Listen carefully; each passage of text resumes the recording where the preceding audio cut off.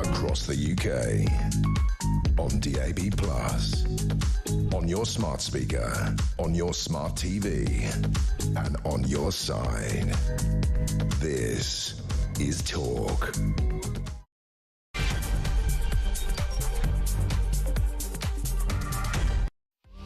Good afternoon, this is Talk Drive. I'm Peter Cardwell. It's a remarkable day in world politics. It's a very, very busy day news-wise. There's an awful lot happening in the Middle East. We know that Israel overnight took out quite a number of very senior people in Iran who were working on their nuclear program. We also know that Iran has responded with drone attacks, and those are hurtling their way towards Israel at the moment. Of course, their Iron Dome will intercept many of those. We'll be talking to people in Israel. We'll be talking about what happens there and indeed what happens next, because the Americans aren't too happy. President Trump has warned Iran it must make a deal before there is nothing left. They say they were informed about this, but it was a unilateral action. We're also talking about Dominic Cummings, the former chief advisor to Boris Johnson. He has blown the lid on what he said is absolute desperation to cover up the grooming gang scandal. He's given a talk where he has mentioned this. He's talked about working in the Department for Education about 10 or 15 years ago. It's a fascinating interview and intervention by him. We'll talk about that, as well as the Rochdale grooming gang have been convicted of sex offences against two teenage girls over a 5-year campaign of abuse. We're also hearing that Baroness Casey, Louise Casey's review on all of this is due to be published next week. We'll talk to a woman called Iris Haim as well. She is going to be live in the studio. Her son was a hostage taken by Hamas, kidnapped on the 7th of October. He died not through Hamas killing him, but by friendly fire from the Israeli Defense Forces. She says she forgives them and it's Hamas's fault that he's dead. It is a fascinating story. She's going to be live in the studio. We'll talk about the Indian story as well, the Indian air crash. The British survivor says he's no idea how he escaped death. There's loads to talk about today. There's loads to react to as well, including Lord Hermer, Keir Starmer's BFF, the Attorney General, praising a mosque. Guess what has been preached at that mosque? Anti-Israel sentiment, anti-Semitism as well. And Brent Council has defended its decision to twin with a town in the Palestinian territories. There's loads to discuss today. I want to get your views on this. 0344 499 1000. I can see the phones going already. You can text me 87222 with the word talk in your text. You can tweet me at talkTV. Follow me at Peter Cardwell. You can send me a voice note. You can send me a WhatsApp text message, or you can give me a ring, all on the main number 0344 499 1000. Plenty to discuss here on Talk.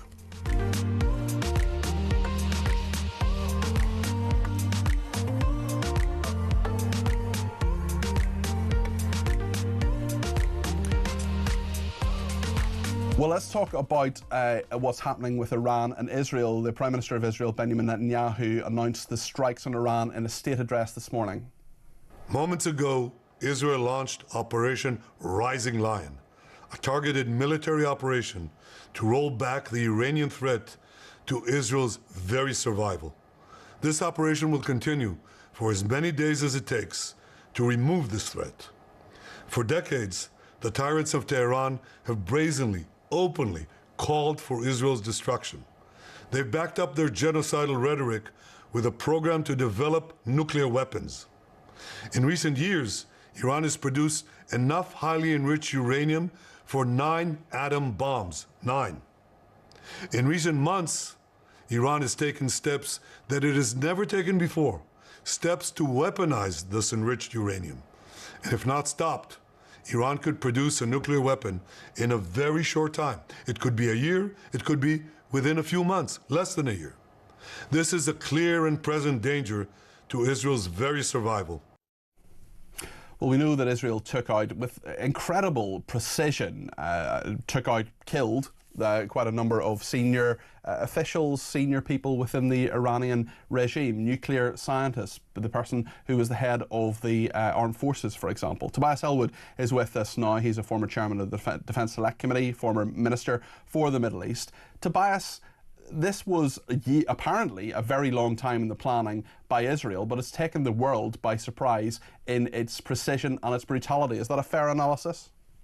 Yes, it is. I mean, I think those Israeli crosshairs have been aimed at Iran for some time. And it is worth recapping perhaps on the backdrop to all this. Please do. Because since the Iranian Revolution in 1979, successive supreme leaders have been pursuing a policy of expanding their proxy influence right across the Middle East, from Iraq, Lebanon, Syria, Yemen, and of course, Gaza as well. And Iran has been funding, training, and leading a number of those extremist groups. Of course, Hamas, Hezbollah, and the Houthis are the most prominent. Now, because of what's happened in the last few months, those organizations, those militias have been hit hard. They're on the back foot. And now Netanyahu has long made it clear that he wants to go after Iran itself, specifically Iran's nuclear weapons program, as he was outlining there. The puzzling question is, why now? When there were talks going on behind the scenes, America was discussing things with Iran as to what might happen next. And it does look like Netanyahu has jumped ahead, forcing Trump's hand, who has no choice other than to stay loyal to Israel. Although it's really interesting you said it's really full retaliation by Iran might overwhelm Israel's ability to defend itself, and that will draw America in. It's really interesting you said that about America, because it seemed to me that Marco Rubio, the Secretary of State, he used the word unilateral. That was a very, very important word, saying that essentially Israel did what it wanted to do. It didn't listen to other people. And I wonder, in the context of all of this, we've loads of leaders throughout the world from a number of Western democracies, including the United Kingdom, saying restraint diplomacy is the way forward. Israel isn't listening, is it? It's not. And if you remember, Donald Trump visited the region not long ago, went to Saudi Arabia, went to other nations, didn't visit Israel. And now we see these statements to say, hang on, this actually has nothing to do with us, but absolutely it now has to stand by Israel. Very difficult times indeed. And the reason why America is concerned is that when you do hit Iran in this way, they will retaliate, and nobody is then in control of events, and things could escalate out of control. And Iran could hit back, as it's beginning to now, but it also could do other things like closing the Straits of Hormuz. That's 30% of the world's oil passes through that strait. The Houthis could do things in the Red Sea to disrupt international shipping.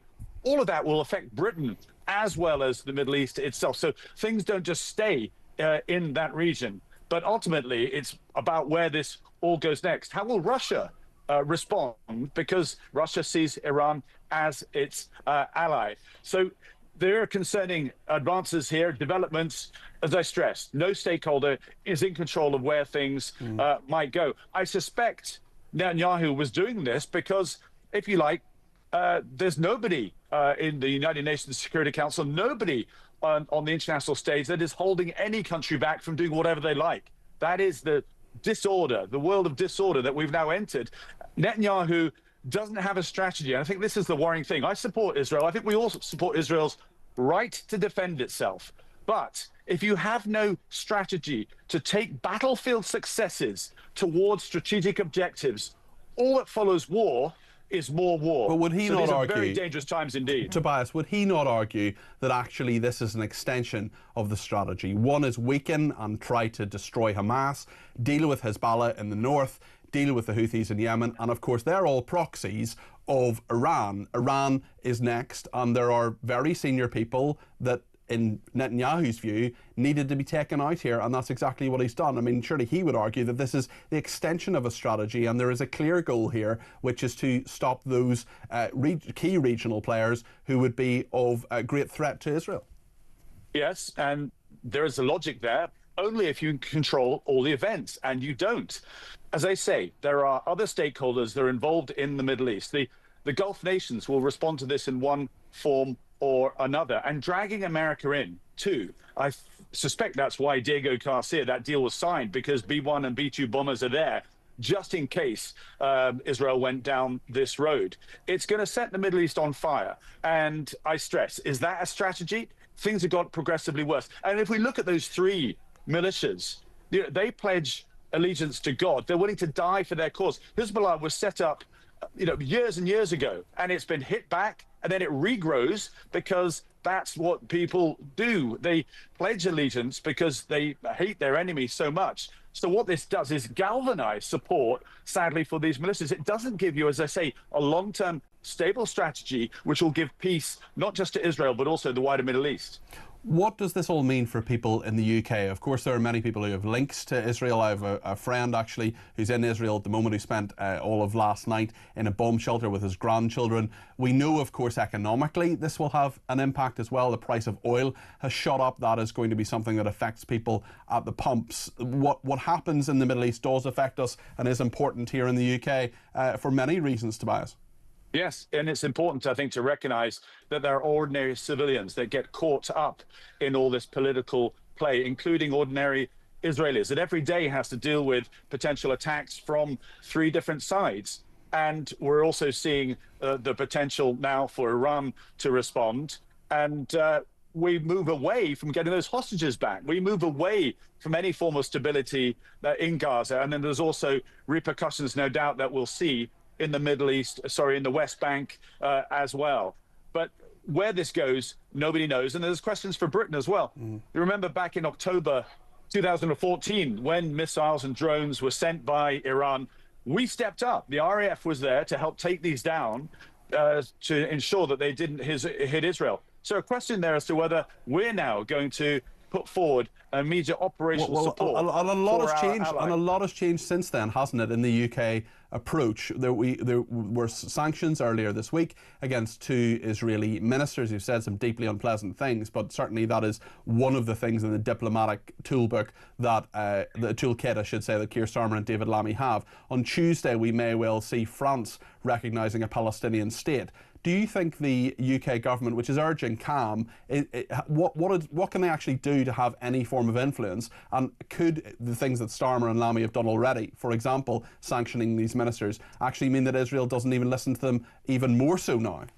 Yeah, you illustrate how difficult and complex all this is. I think the answer is actually for us to speak to our closest security ally, the United States. And you touched on Marco Rubio's comments about their concerns. They are in a very powerful position here to advise and indeed influence Israel. They have the most influence over that country as well. And likewise, we can all call for restraint from Iran too. I'm still left with the fact that you've had this Iran's poisonous influence over the last 3 or 4 decades, which has never really been addressed. We've allowed this to actually drift, and it's culminated to where we are today. Very difficult indeed. It's going to require some serious statecraft, but we need to see that most urgently from the United States. Thank you, Tobias. Appreciate your analysis. That's Tobias Ellwood, the former Minister for the Middle East, former Defence Minister, and also a former Chairman of the Defence Select Committee. Caroline's been in touch and says, come on, you can't be diplomatic with Iran. What a stupid suggestion. Israel faces an existential threat from Iran constantly. I'm surprised the Israelis have not done this before. Let them get on with it, says Caroline. Robert in Nottingham says, so the USA have started another proxy war in Iran. What happened to diplomacy? But the point is, Robert, that the US didn't know about this. They were informed about it, but it's not their doing. That's certainly what Marco Rubio was saying anyway, the Secretary of State. He seemed pretty narked this morning, let me tell you. Robert continues, I'm very disappointed in Trump, who majored, I'm not getting involved in wars. Israel's attack on Iran is illegal. I despair. Really interesting you say all that, Robert. First of all, I don't quite agree with the angle you're coming from, but certainly I totally get what you're saying in regard to Trump. And this is something that could be very, very difficult for him with his base. He has wanted to get out of all sorts of conflicts. He's always done that as president. He's never been a warmonger. Look at what he's trying to do in Ukraine, and a very, very interesting one in the Middle East, which I think folds into the very difficult situation he's in at the moment. Does he back Israel here? Well, he can't really do anything else. But also, how far does he go? Very, very interesting thoughts there, Robert, even though we slightly disagree. But that doesn't matter, because in my programmes, we disagree without being disagreeable. Becca says, I'm now starting to see Benjamin Netanyahu as a warmonger and wanting the Iraq War Part 2. Max in Warwickshire says, hi, Peter, I'm so scared there's going to be another war and we get dragged into it. If Iran starts in Israel, then the USA will start in Iran. Then China starts in the USA. Then we've got war, says Max in Warwickshire. And Max, I hope that doesn't happen, but I think all the nations that you mentioned there, yes, Iran, Israel, China and the USA, yep, they've all got nuclear weapons. So that, I don't want to alarm you or sensationalise this in any way, but it's clearly very, very serious. John in the east of London has got in touch, 0344 499 1000. John, you're very welcome to the programme. First caller of Talk Drive. What would you like to say? I reckon Israel has done the world a favour. It's certainly done Britain a favour. So Keir Starmer puts himself ahead of the European as a leader of arms. So he puts himself up on a wall fitting, war Oh, a war footing. War setting up. Yeah. And Britain has abandoned Israel and has sort of gone for Hamas, where Hamas, they're going to reward them by giving Hamas a state. Do you really think it's as serious as that Britain has abandoned Israel? Do you believe that's what Keir Starmer has done? Well, we'll know when missiles come over and Britain helps America and other countries stop these missiles coming to Israel. It may have changed a course. He may have to, Keir Starmer. But I reckon he's done the world a favour. It was a controlled strike. It was a precision strike. It took out scientists. It took out military leaders. It took out some of the sites, the military sites, and it took out a lot of the airplanes that would go back to attack Israel. They've been sponsoring terrorism all around the world for the last 25 years. I suppose it's just the main question is whether it makes the world safer or not as safe. John, thanks for your thoughts. I really appreciate them. That's John in East London there. We're going to talk about migration here in the UK and to the UK in just a second. And also Dominic Cummings, Boris Johnson's former chief advisor, blowing the lid on the absolute desperation, as he puts it, to cover up the grooming gangs scandal. It's a really fascinating story. Stay with us. We'll debate that in just a second here on Talk.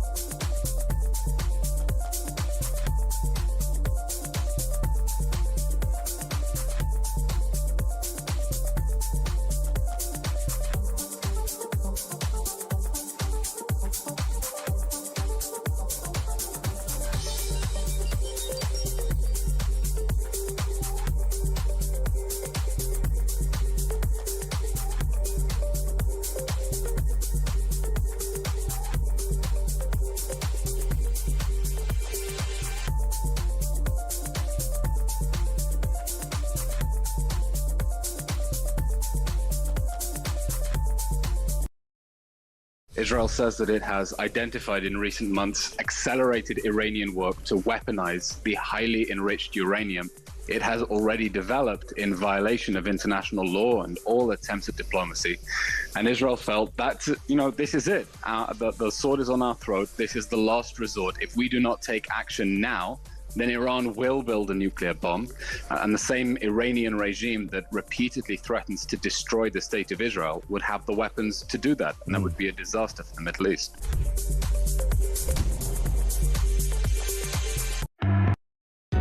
Across the UK, on DAB+, on your smart speaker, on your smart TV, and on your side.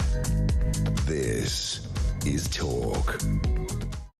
Some breaking news now on Talk, and that is 2 men have been jailed for stealing a 4.8 million gold toilet from an art exhibition at Blenheim Palace. Thieves smashed their way in and ripped out the functional 18-carat solid gold toilet in September 2019. Jimmy Sheen, who's 40, pleaded guilty to burglary, transferring criminal property and conspiracy to do the same in 2024. And Michael Jones, who's 39, was found guilty of burglary in March. The 2 men from Oxford were sentenced to 4 years and 2.5 2.5 years in prison, respectively. 4.8 million quid for a gold toilet, but more than spending a penny. They've been sentenced. There's a series of very interesting stories on migration. We're going to talk to Stephen Wolfe about this now. One of them is just a bit of a development, a good development, in that a Rochdale Asian grooming gang who used 2 teenage girls as sex slaves from the age of 13 have been convicted of rape and indecency. So there is some progress on this, not nearly enough. But really interestingly, Dominic Cummings, who is the former chief advisor to Boris Johnson, has been talking about this. He previously was an advisor to Michael Gove when Michael Gove was the education secretary, and in a remarkable intervention, Dominic Cummings has been talking about the lengths that the Department of Education went to cover these things up. I know from working in government that a lot that goes wrong is cock-up rather than conspiracy. But this does sound, and I'm really cautious about this, but I believe Dominic Cummings, this does sound like a major cover-up. Let's hear what he had to say. There was mass cover-ups of the whole thing for the same reason that we've already alluded to, fear. Fear of the political consequences of facing reality. What I saw in 2011, I mean, there are lots of different things. Well, normally in Whitehall, the cliche that it's a cock-up, not a conspiracy, is generally true. The one big exception, I would say, is regarding child abuse, where there are actually multiple conspiracies constantly and largely successful. I watched these happening repeatedly in the Department of Education because the issue was parked there by Gordon Brown and Ed Balls, so I had to deal with it when I was there. I would watch the redacted documents and the actual unredacted documents about lots of these cases, and you could see that the redacted documents are redacted entirely to hide the incompetence of the system. Now, what happened on the gangs is that when Andrew Norfolk at the time started to try to report the issue, the council went to officials inside the Department of Education and said, we want to bring a judicial review to have the courts suppress the Times' reporting and not allow it to happen. Some of the officials inside the DfE who routinely organised cover-ups on such issues were, of course, very in favour of it. But there were another set of officials inside DfE who agreed with me that this was absolutely appalling. A group of civil servants who routinely organised cover-ups, including on grooming gangs. This is a really, really serious allegation by Dominic Cummings. I, for one, believe him. And interestingly, the Casey review into rape gangs is expected to drop next week. This is the review by Louise Casey, Baroness Casey, the national audit on group-based child sexual exploitation and abuse, and it is apparently coming out on Wednesday. We'll see what happens there. But Stephen Wolfe, who's a migration expert, former MEP, director of the Centre for Migration and Economic Prosperity. Stephen, what do you make of what Dominic Cummings is saying? It's shocking, but also, sadly, not shocking. Well, Peter, I've been, like yourself, following this for the past couple of days. We've been watching what Dominic has been saying. And Dominic has always been, in my view, a particularly careful person when he comes to making allegations about individuals. He's an individual that likes to have facts and evidence at his fingertips, either that when he's challenged, he can produce those facts, or when he is questioned further, as he has been in parliamentary inquiries, he's been able to produce those facts too. And so that is why I'm like you. I tend to believe him when he says that there are those people who've been deliberately trying to cover up issues. And if that is the case, then these are deeply, deeply serious issues. And particularly if there is evidence out there, which I hope that the Casey report, the new Casey report, will uncover, is redacted documents that show where people have been involved negligently or deliberately obfuscating the truth. They should be identified and they should be brought to justice for the crimes, in my view, moral crimes, of ensuring that these people who have suffered heinously have had to wait too long for real justice. I agree with every single word of what you said, Stephen. How hopeful are you that this revelation and the Casey review and whatever happens next, although we're told it's not going to be a national inquiry, will actually get to the bottom of this, sort this out, bring justice and stop it happening at the minute? We've had, as I mentioned a minute ago, more people convicted today, and that, as we both know, is just the tip of the iceberg. The convictions today are welcome. as any conviction for these abhorrent crimes that these individuals do. There's no words that can say when you're dealing with children. Honestly, these individuals, I don't even understand how their communities can even have them in their communities once they're released either.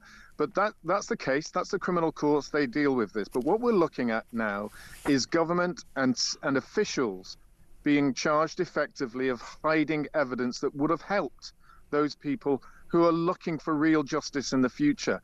And the concern about this for me is whether these individuals will really be brought to heel about this. And the point of the department, and the point of the Department for Education, or as it was known under New Labour, children, schools and families. I mean, it literally had children in the title. The Education Secretary is the ` person in the government who's responsible for the welfare of children. It's not just education; it's things like the care system and many other aspects of child welfare. If there was a cover-up by civil servants, that is incredibly serious. That is so worrying, so difficult, so tragic, and I mean there just must be serious amelioration and remediation of that.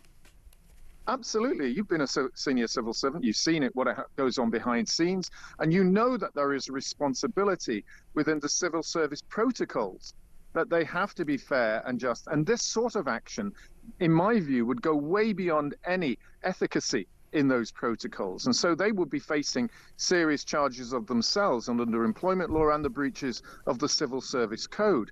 But more than that, if they are actually hiding evidence that did not get to the minister so that the minister could make fair judgments, that the minister could brief the prime minister of the time properly, that too is a dereliction of duty. And what this does, Peter, as we know, is it causes a real deep consternation amongst the public. It breaks down trust of our civil service, and it goes to those people who say there are cover-ups throughout the whole of government and civil service and authority. And lots of other lots of other institutions as well, and that is really something that is very, very worrying. Let me ask you about another story. This is a story in the Times. I know the Sun are covering it as well.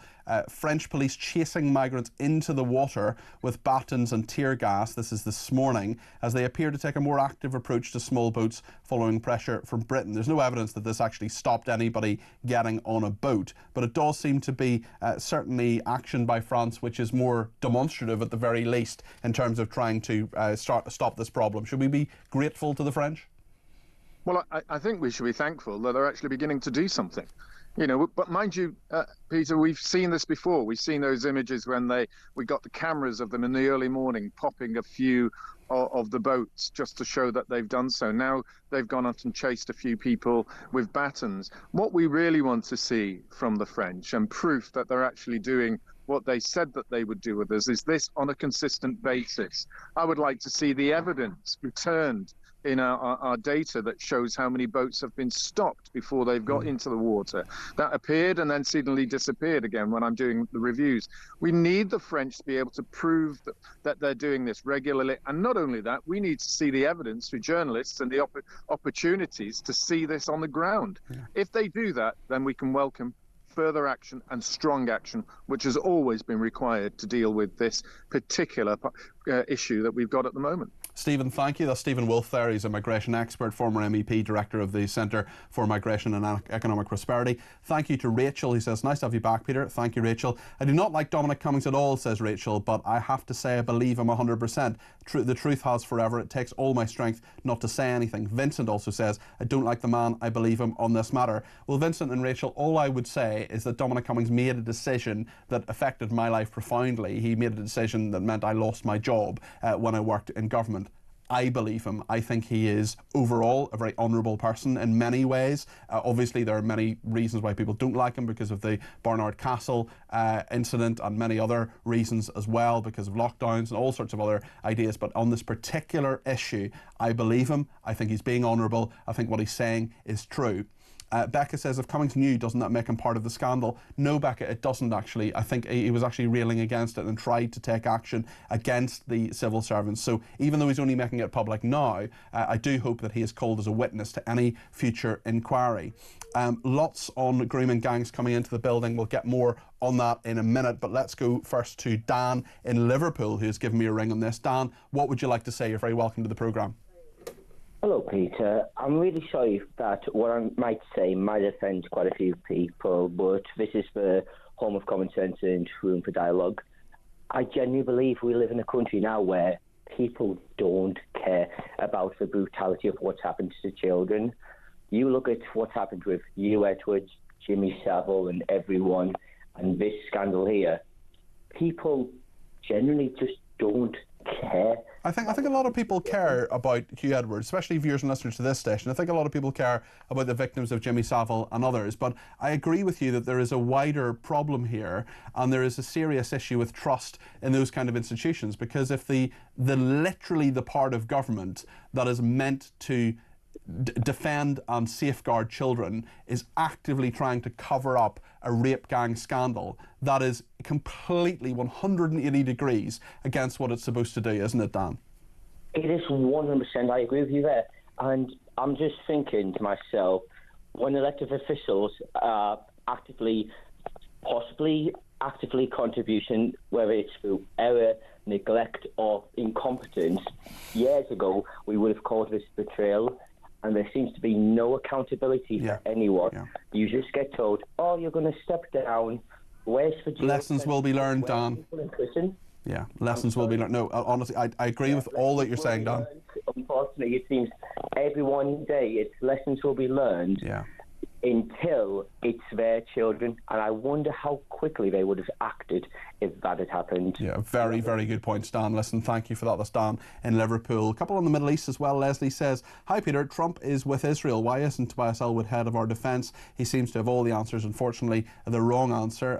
Alexander's been in touch and says, Hamas's charter is for the annihilation of the Jewish state. That is correct. Where do you think that comes from? Remember that Iran looks at the USA as the big devil and Israel as the little Satan. They had bombs with death to Israel on it. Do you know what? Today, some of the drones that Iran has sent into Israel says, you know, hello, see you soon, things like that. It's sick. It's absolutely sick. I am not entirely sure it's the right course of action from Israel, but if I were Benjamin Netanyahu, listen, you've got to deal with Iran. He had to deal with it at some stage. We'll talk about this. We'll actually talk about the main issue that I care about in the Middle East, which is the hostages that are still there. I've talked about this many times. In a moment, we're going to speak to a woman who is the mother of a killed hostage. It wasn't actually Hamas who killed her son. It was, in fact, the IDF, the Israeli Defense Forces, who killed him by mistake. She says she forgives them and that overall it is Hamas's fault. She's a remarkable woman. Very interesting interview anyway, but certainly in relation to what's happening today. We'll talk to Aris Haim in just a second. You're going to want to hear this. Stay with us on Talk.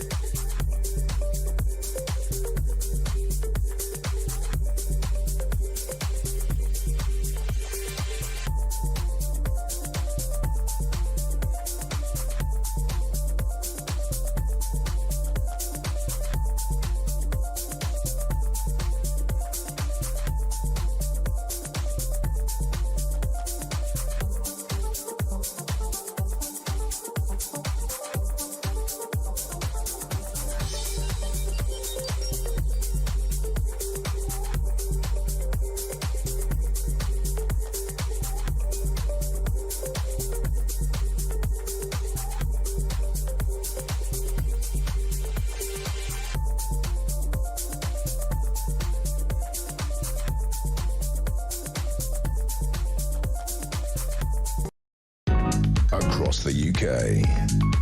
On DAB+, on your smart speaker, on your smart TV, and on your side. This is Talk. Thank you to Glenn, who's been in touch and says more utter nonsense. The civil service has been irrevocably left-wing since the days of Edward Heath, let alone since the Blair honeymoon. Reform, even if they formed a government, would be totally overwhelmed by the blob unless perhaps Rupert Lowe became Prime Minister. I think that's highly unlikely. Joanna in Salisbury says, hi Cardi P, grooming gangs, I believe Dominic Cummings. He wouldn't be stupid enough not to have evidence. I just referenced Maggie Oliver, they knew, who is taking things to court. Perhaps they should join forces. That is not a bad idea, Joanna.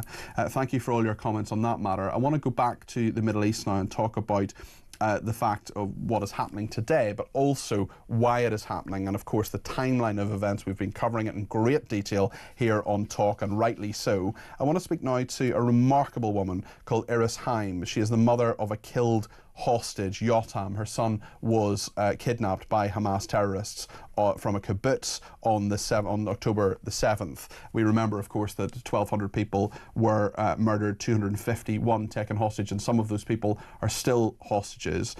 Iris, thank you for joining me today.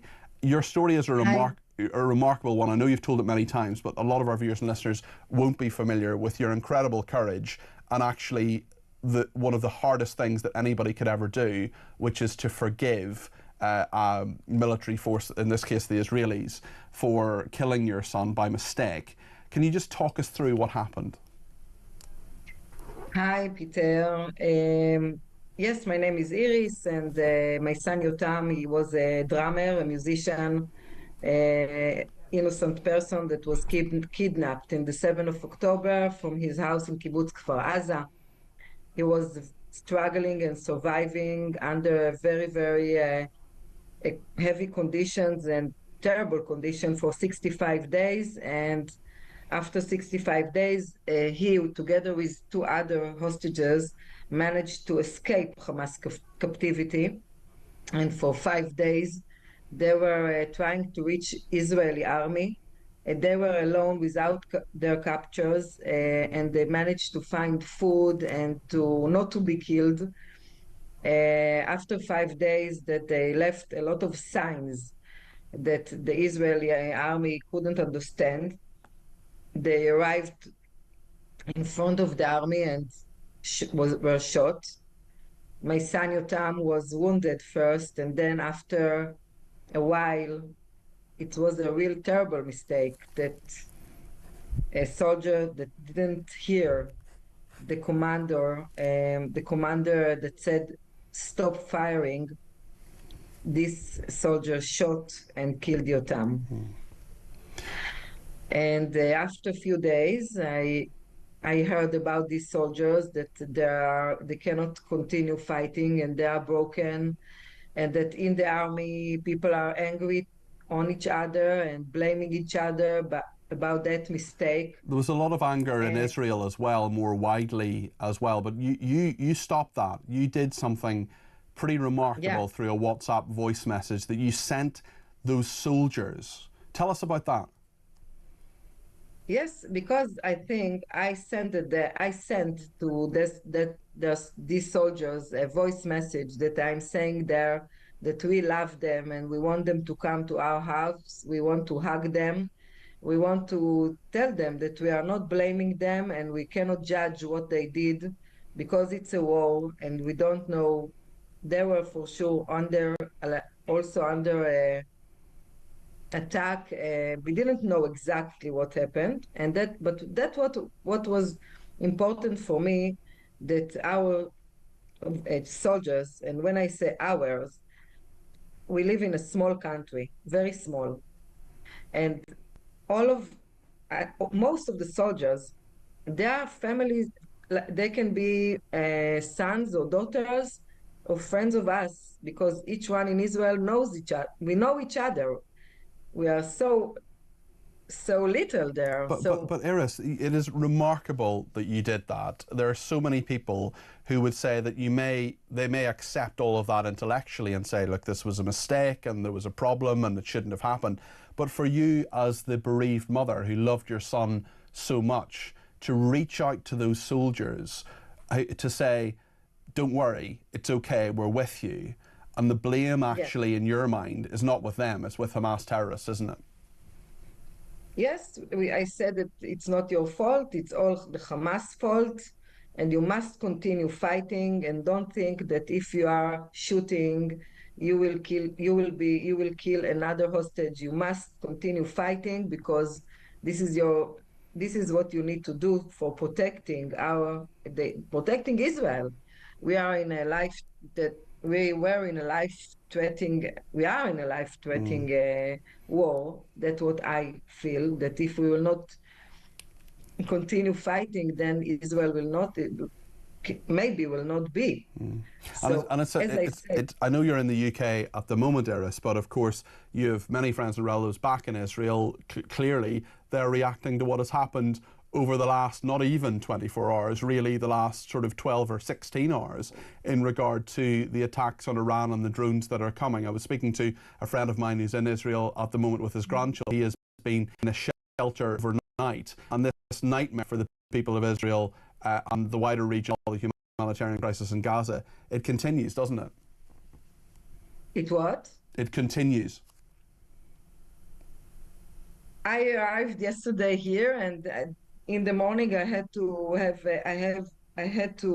visit in the embassy, but it was cancelled, and then I understood what's happening in Israel. I think we are used to such things. Israeli people, we have 1 year and more, and more than half, 1 year and a half and more. We are in this. What do you want to happen? What do you want your government to do? And what do you want other people, other actors in the region like Iran, like Hamas in Gaza? What end do you want? Because like your son, you just want to live in peace, and like so many in Israel who may be political, may not be political necessarily, you just want to have a peaceful place to live.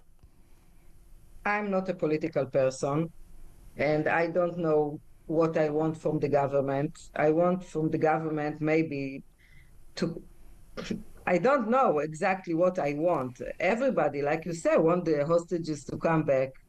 We want to live in peace, but it's very difficult. It's very, very complicated. We understand. I understood. I'm a very peaceful person. I want peace. I believed that we can live in peace with our neighbors. We gave them so much. Just we didn't give them the opportunity to take our houses and our places. And I got a terrible hit in my face in the 7th of October. So I'm not believing anymore in peace with them. And I think we are in, like I said, so many, Iran hates us and want to kill everybody in Israel. So you don't think peace is possible, Iris? With Hamas, with the Palestinian, that Hamas, no. I saw in my eyes how Hamas and their Palestinian children, women, coming inside Kibbutz Kfar Aza with knives and stealing from my son's house and taking him brutally. And I cannot imagine these people want peace with me. I want peace, but I don't believe they want. I'm not the same person as I was before. I was very innocent. And I want that our government, I don't know what is in front of them, but they know better than me. And if they can do anything to take that life threat from us, and maybe now we have days or years that we are in shelters, but maybe it's for good. Maybe it's for the next generations that will not suffer from what we suffered.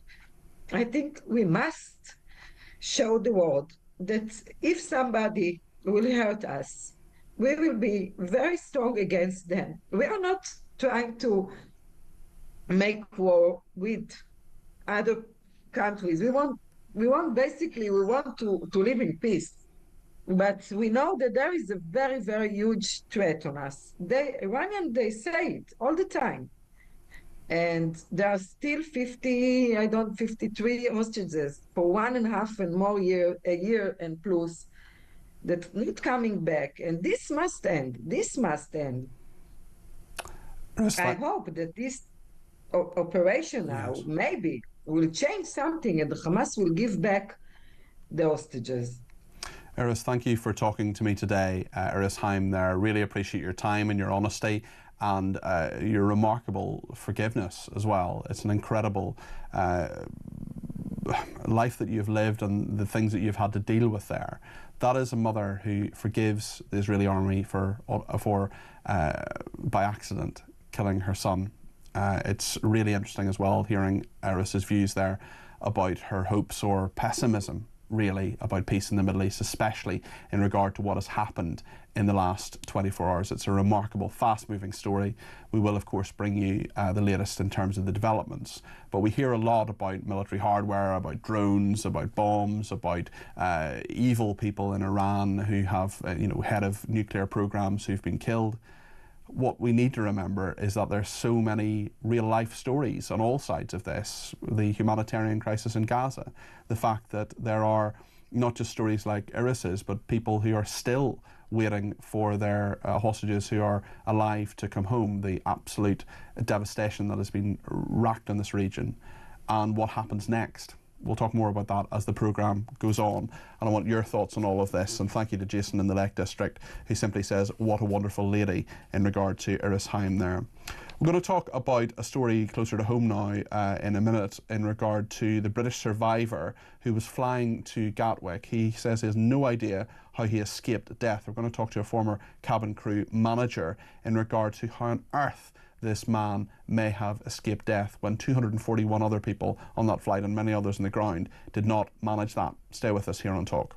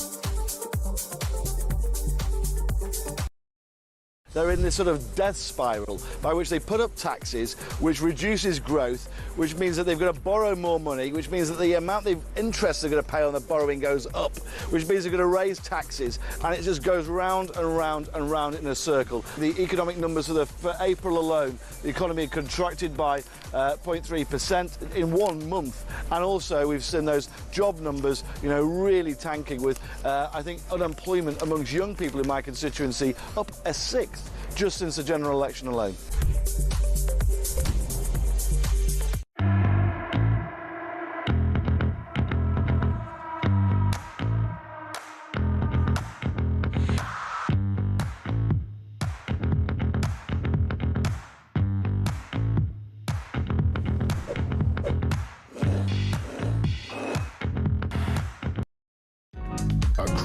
UK. On DAB+, on your smart speaker, on your smart TV, and on your side. This is Talk. Mark in Norfolk says how lucky the democratic free world is having Israel fight for us. Soph has been in touch on Twitter as well to say, Peter, state cover-ups, sectarian groups within government departments. We're going to be talking about that a little bit later on, actually, in regard to the horrendous anti-Semitism of one group within government, a Muslim network. I'm convinced there are politicians, says Soph, civil servants and other bad actors, both in and on the periphery of government now, actively working against UK interests and its people on immigration and other matters. We will definitely talk more about this group within the civil service. It's a horrendous story. It's been exposed by the Times. It was rubbished, of course. They said, oh, you've seen the transcript, you haven't seen the context. Well, we'll look at the videos a little bit later on in the programme, and believe me, they are eye-popping. Let's talk now about the British survivor in seat 11A of that Air India flight. Yesterday, of course, the news was dominated by the fact that 241 people died. There were 242 people on board. Just one person, a man from Leicester, surviving that horrendous crash. Let's talk to Ali Murphy now. She is a former cabin and crew manager, host of the Red Eye podcast, and an aviation and travel industry expert. Ali, we've been learning a lot more details in terms of what has happened, but so many mysteries remain, including how on earth this man managed to walk away from the crash which killed 241 other people, including his brother. Yeah, it's incredible when you see the video of what happened. You can't believe anybody survived that. And I think everything that we say now is speculation at the minute until the full investigation has been completed. But it is a miracle that he survived.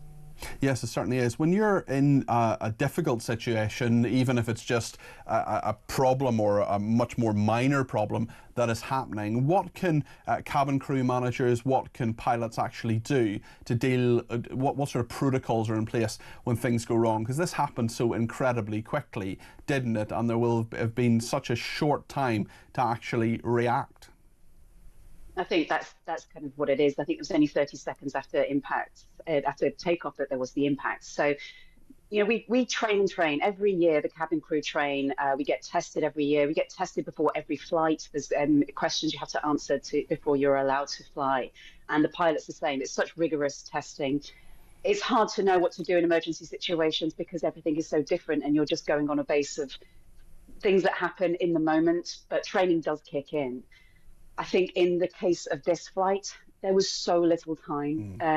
I wonder, and again, everything I'm saying now is speculation, but I wonder if the crew had any notice that there was going to be an impact. The pilots would normally do everything they can to say brace for impact so that the passengers and the crew can get into the brace position.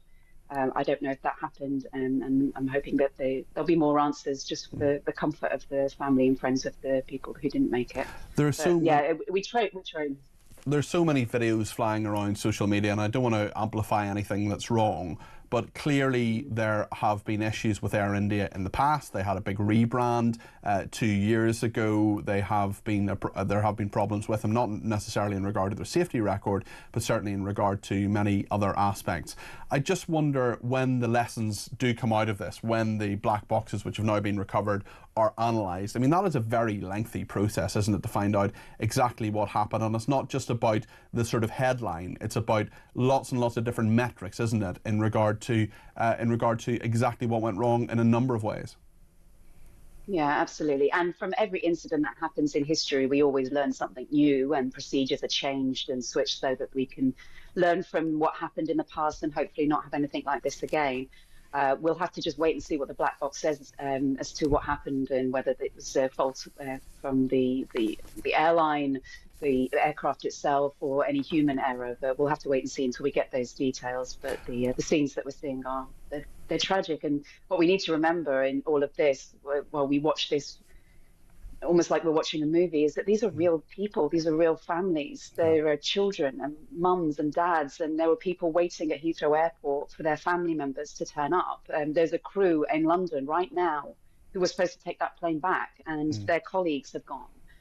We have to remember all of this has got a real human element, and whilst we pore over these details and speculate about who was at fault, there are family members whose hearts are just broken right now, entire families that have been taken. And we really need to remember that what all this is about is this human element, and that we hold all these people. And what is your advice to those families? Because some of them, of course, there was an area set aside at Gatwick for those families. We know that there have been repatriation flights within India for other people who were coming to Gujarat to talk to the authorities, talk to Air India and so on. There are so many communities, of course, in Gloucester, for example. We saw two of the men, married men who were had videos coming out. We're hearing the human stories now, aren't we? And I just wonder what your advice to people is to deal with those human stories and to support people, especially when they're dealing with this horrendous tragedy. I mean, right now, probably shouldn't say this on this show, I would say avoid the media, because nothing you're going to see right now is going to help you as a family. You need to be still and wait for information and support each other and just surround each other with all that you know, which is love. You can't watch these images right now and try and guess what happened or wonder, especially as there was a survivor. You always think, well, why didn't my family member survive? How did this man get out but nobody else did? But we don't know the facts. It's going to be very difficult for him as well, isn't it? Oh, the survivor guilt for that poor man. It's especially because his brother was on the flight sitting as well, sitting beside him. Yeah, and I think that's what is important about this. It was such a quick moment. I think if he hadn't been sat by the exit, if he hadn't been awake, because a lot of people would have been stunned by that impact, if he hadn't been quick to see the hole, if his head had been turning the other way, I think he had seconds before there was so much fuel in the engines that just after takeoff, and we all saw that fireball. Yes, that man had seconds, and I think it's going to be painful for him to realize that those quick decision makings that he made saved his life, but not that of his brother or his fellow passengers. Indeed, very, very, very difficult story. We'll return to it. Ali, thank you. Ali Murphy there, former cabin crew manager, host of the Red Eye podcast and an aviation and travel industry expert. Thank you to her. Stuart in Perthshire, thank you very much for your very kind message. What a lovely person Iris is, the Zeres Haim, the mother of the killed hostage we spoke to earlier on. The world could do with a lot more people like Iris and a whole lot less like Hamas. Stuart, I cannot agree more with your sentiment. We're going to talk more about what is going on with the Rochdale grooming gangs, with what Dominic Cummings is saying, the Northern Ireland unrest, and what's happening in the Middle East as well. We will bring you right up to date with all of it after the news. Stay with us here on Talk.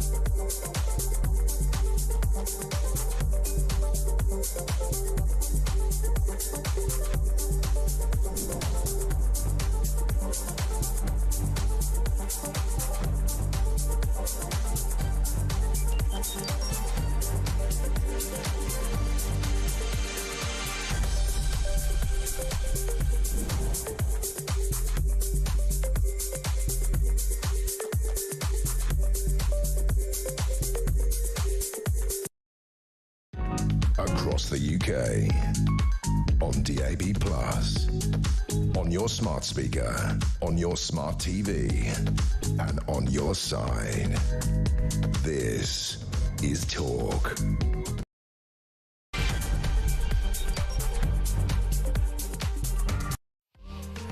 Good evening, this is Talk Drive. I'm Peter Cardwell. Thank you very much for your company. There's loads to discuss, including what's happening in the Middle East. There is a big escalation because Israel has managed to take out quite a number of senior Iranian officials, including those who are dealing with and developing nuclear capability for Iran.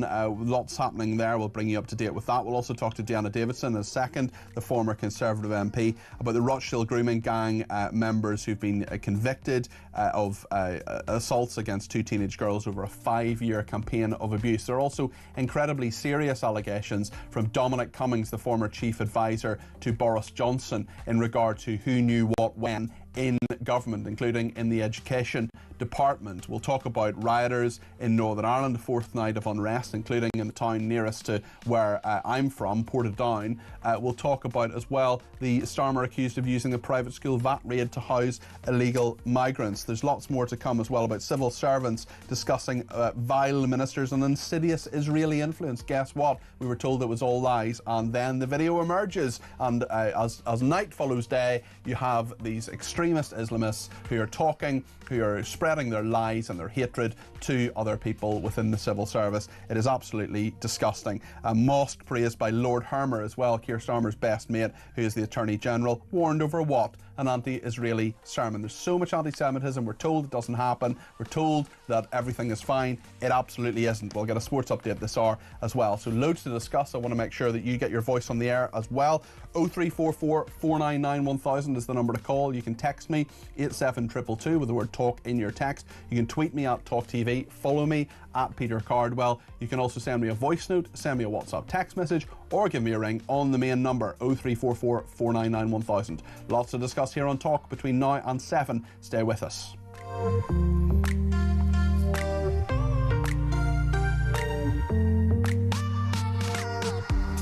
Well, Keir Starmer has been speaking this afternoon. He's given an interview to Bloomberg, the business network, and he's talked about the UK having grave concerns about Iran's nuclear programme. He says we absolutely recognise Israel's right to self-defence. He's going to call Netanyahu to urge de-escalation.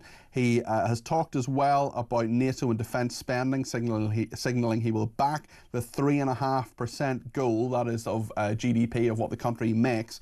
No precise date on that or where the money comes from. On Gaza, he's threatened more sanctions on Israel if the situation doesn't improve, and says he's discussing with allies recognising Palestinian statehood. That's something that I think France is going to do at a big summit on Tuesday. Should the UK do it too? Well, that's something we're told Keir Starmer isn't going to do, but now he said in this interview, he says it is important that we consider what other options that we have. Well, Deanna Davidson is a former Conservative MP and is with me now. Good evening. Hi, Peter. Loads to discuss, Deanna. Just briefly on the Middle East with those breaking lines there from Keir Starmer. I mean, do you think we should be recognising a Palestinian state, especially given what's happening at the moment? I've always believed in sort of more of a two-state solution. I mean, I think ultimately the people we have to think about here are civilians who are caught in the crossfire in this conflict. I'm talking about civilians in Gaza, but I'm talking about civilians in Israel and also in Iran. I mean, these are the people who are feeling the brunt of these kind of major power decisions. They're the ones we need to be thinking of right now. And I think it is really important that the UK and our other Western allies do all we can to really try and de-escalate. You know, there has to be a long-term solution that we find here. But unfortunately, with so many power players involved at the head of government, it makes it really difficult, and it's civilians day in, day out who are suffering. Let's turn to the UK, because Dominic Cummings, the chief advisor to Boris Johnson, he has been talking about the fact that in his view anyway, and he I'm sure has evidence to back it up because he's not a person who runs around saying things that aren't true, he has said that the education department, when he was there as an advisor behind the scenes with Michael Gove, that there was a systematic cover-up of grooming gangs. And I just wonder what you make of that revelation from him. They're obviously incredibly serious allegations there. I don't know what truth there is to them. I've not read in detail what Dominic Cummings has said today. But certainly it does seem that there are a lot of girls who have been affected by this really widespread scandal over a prolonged period of time. And ultimately, the priority right now, firstly, has to be ensuring that they're getting the justice that they deserve, which has to be the absolute #1 priority. And then looking back and figuring out if anyone in the system did know this was going on, and making sure, one, that people face any repercussions for that. Because I think the most heinous crime that anyone can perpetrate is a sexual crime against a child. I think it's honestly disgusting, and I think most of your viewers and listeners at home will completely agree with that. Making sure they get justice, and making sure that if there was any attempt at covering up political correctness, whatever it might be, that's really dealt with, that the people who are responsible for that face repercussions, but that most importantly, we make sure that this is never, ever allowed to happen again. We have seen some convictions today, actually, from the last 24 hours for that, and hopefully there'll be more of those. So should there be a national inquiry? Because Baroness Louise Casey has done a sort of audit of where we are with this. What should Keir Starmer do next, Diana? I do think there probably is a decent argument for a national inquiry at this point. It feels like this is a widespread issue that's affected communities up and down the country. And I do think it would help to really shed some light on what is a really, really dark situation, and would show some bravery from a Labour government to call this national inquiry. So personally, it's something that I think I probably would support, mainly to make sure that these girls get justice, and to make sure, once again, this can never, ever be allowed to happen again.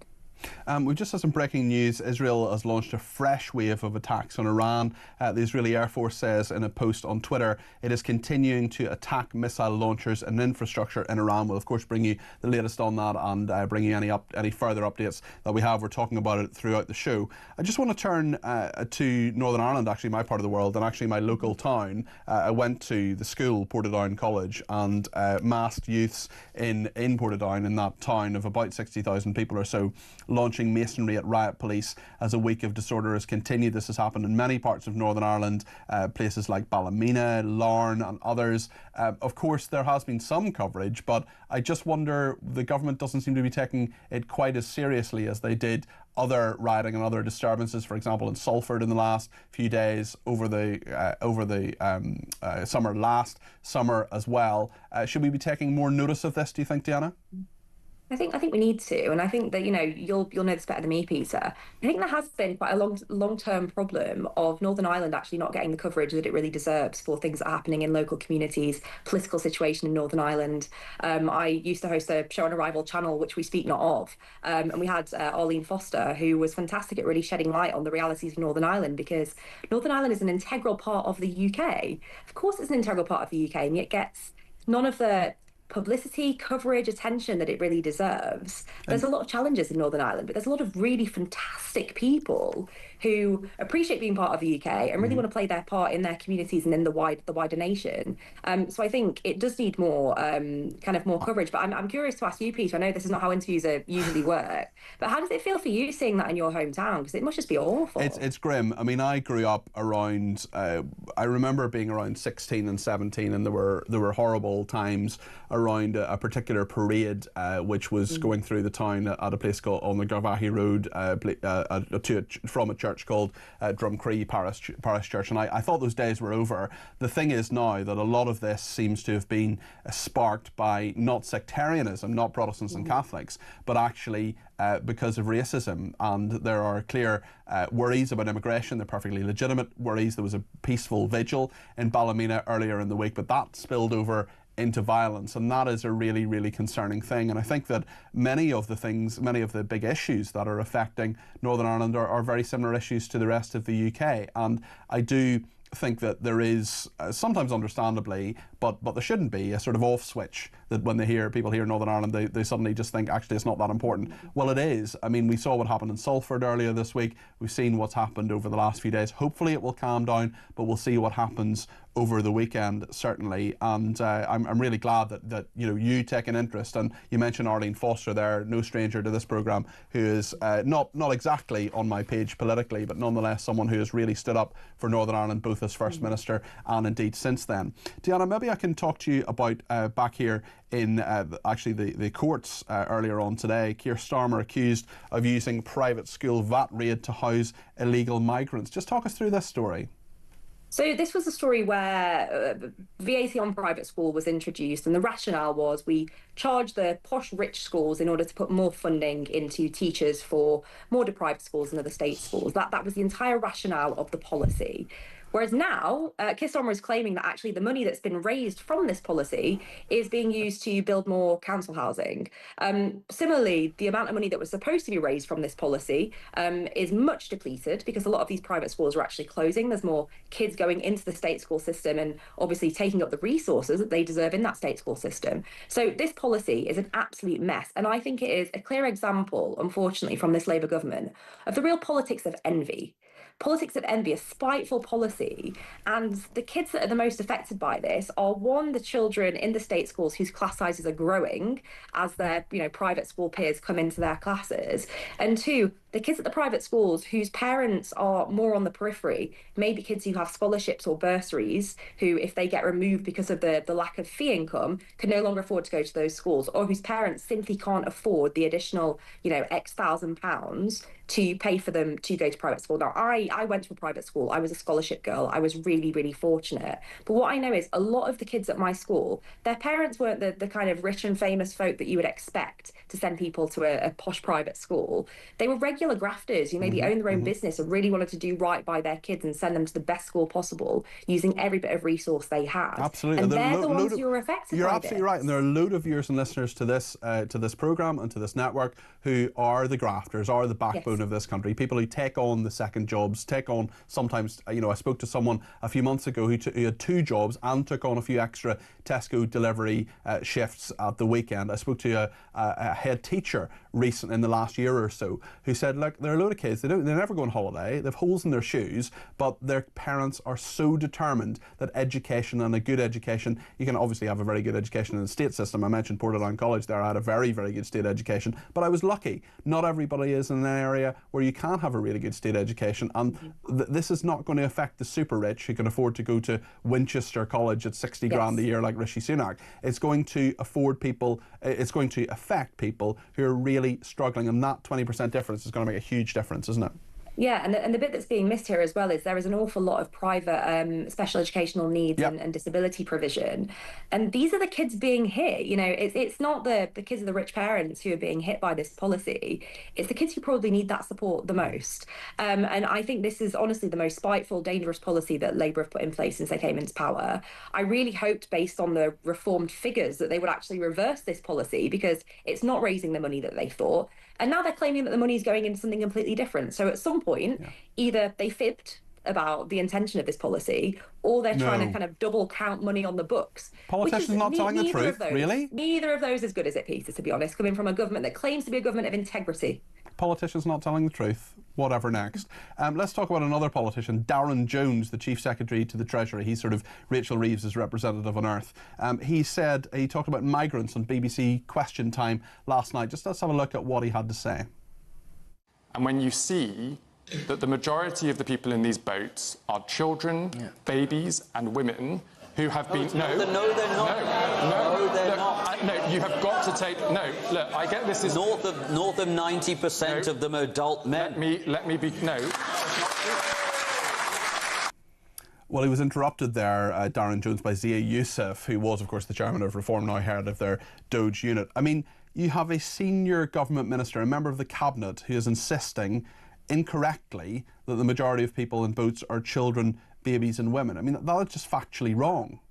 It is factually wrong, and unfortunately it doesn't help anyone, because it gives an impression that either the government doesn't know or is willfully fibbing on this, and neither of those are good. Or maybe that is just his worldview, and in his mind he's willfully ignorant of the fact that actually there are 90% adult males on these boats. But that's not what the statistics say, and indeed today the Home Office has actually come out and said that figure wasn't right. They've come out with the actual figure, I can't remember the numbers now, but said that a majority are not women and children. It just doesn't help. And I think at the moment, when so many people feel so painfully disenfranchised from the political system, they feel fed up. All they want to do is work hard and provide the best possible future for their kids. They feel like other people are going ahead of the queue when they've worked hard their whole lives to provide for their families and their parents and their children.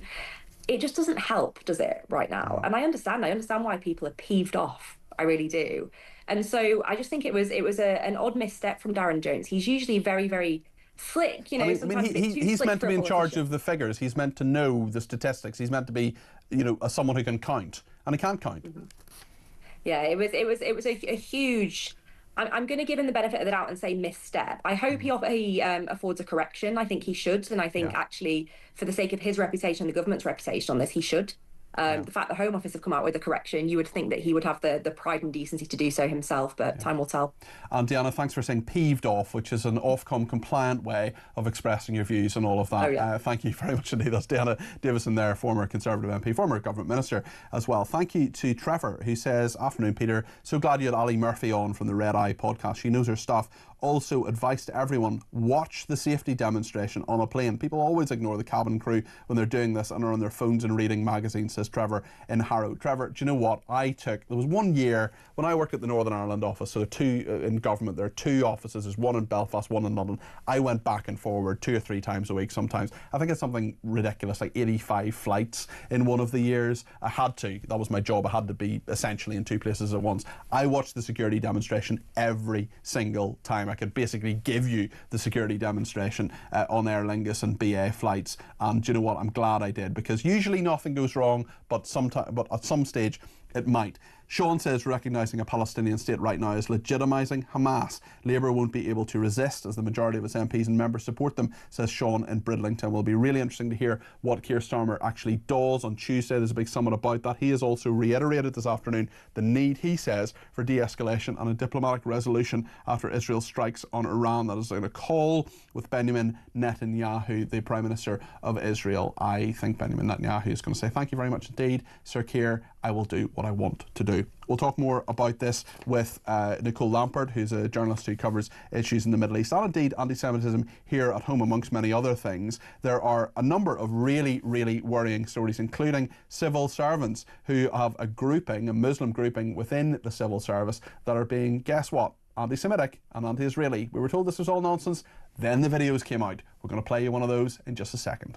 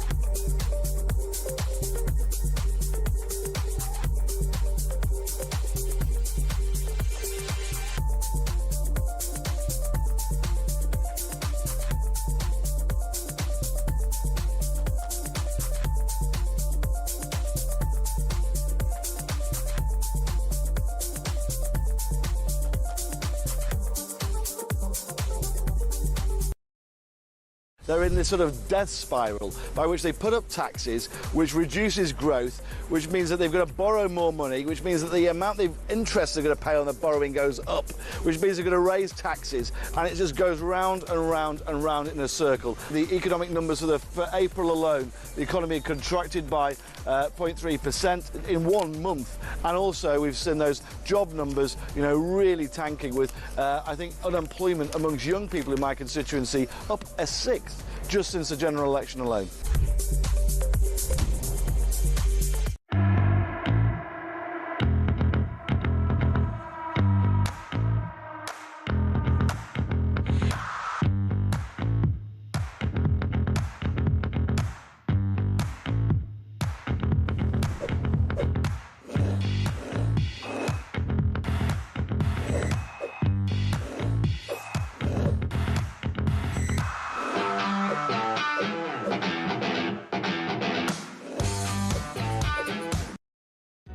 Across the UK, on DAB+, on your smart speaker, on your smart TV, and on your side.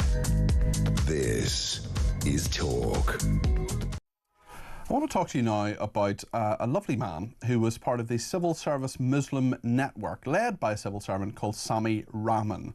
Now, we know that Sami Rahman was accused of quite a number of things: anti-Semitism, being critical of the government's stance on Israel, and actually we were told, no, it's all nonsense. Look, you might have seen a transcript, but maybe that transcript didn't happen. Well, guess what? The video has emerged. Now, this man, who was in charge of the civil service Muslim network, big network of many people, what did he say? He said that flying the Israeli flag a few weeks after the 7th of October from government buildings was troubling for many Muslim colleagues and many non-Muslim colleagues as well. He said part of lobbying is acknowledging what's troubling us at work. Why would you be troubled by that after the 7th of October? Those horrendous attacks on Israeli people, deaths, murders, burning people, taking people hostage. But apparently we shouldn't be flying the Israeli flag. Wonder why he said that.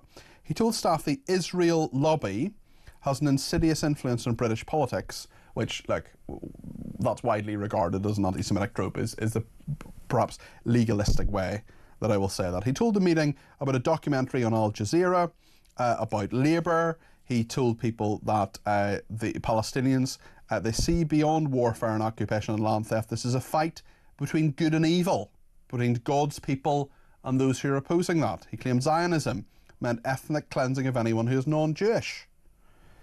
He said whether it's Islamophobia or anti-Muslim hatred, whether it's Palestine or OPT, the Occupied Palestinian Territories, or there's any other thing we need to, like I said earlier, it's a time for both setting agendas but resisting them as well. And so, this is a senior civil servant, and so you know, working in central government, in the UK, working in central government, we do have responsibility to be that voice and to have conviction, but in a smart way, in a strategic way, not in a reckless way. He also urged people, exactly 2 months after the 7th of October in 2023, he advised civil servants to use websites and apps to help them boycott Israeli products. Let's take a look at what he said about ethnic cleansing.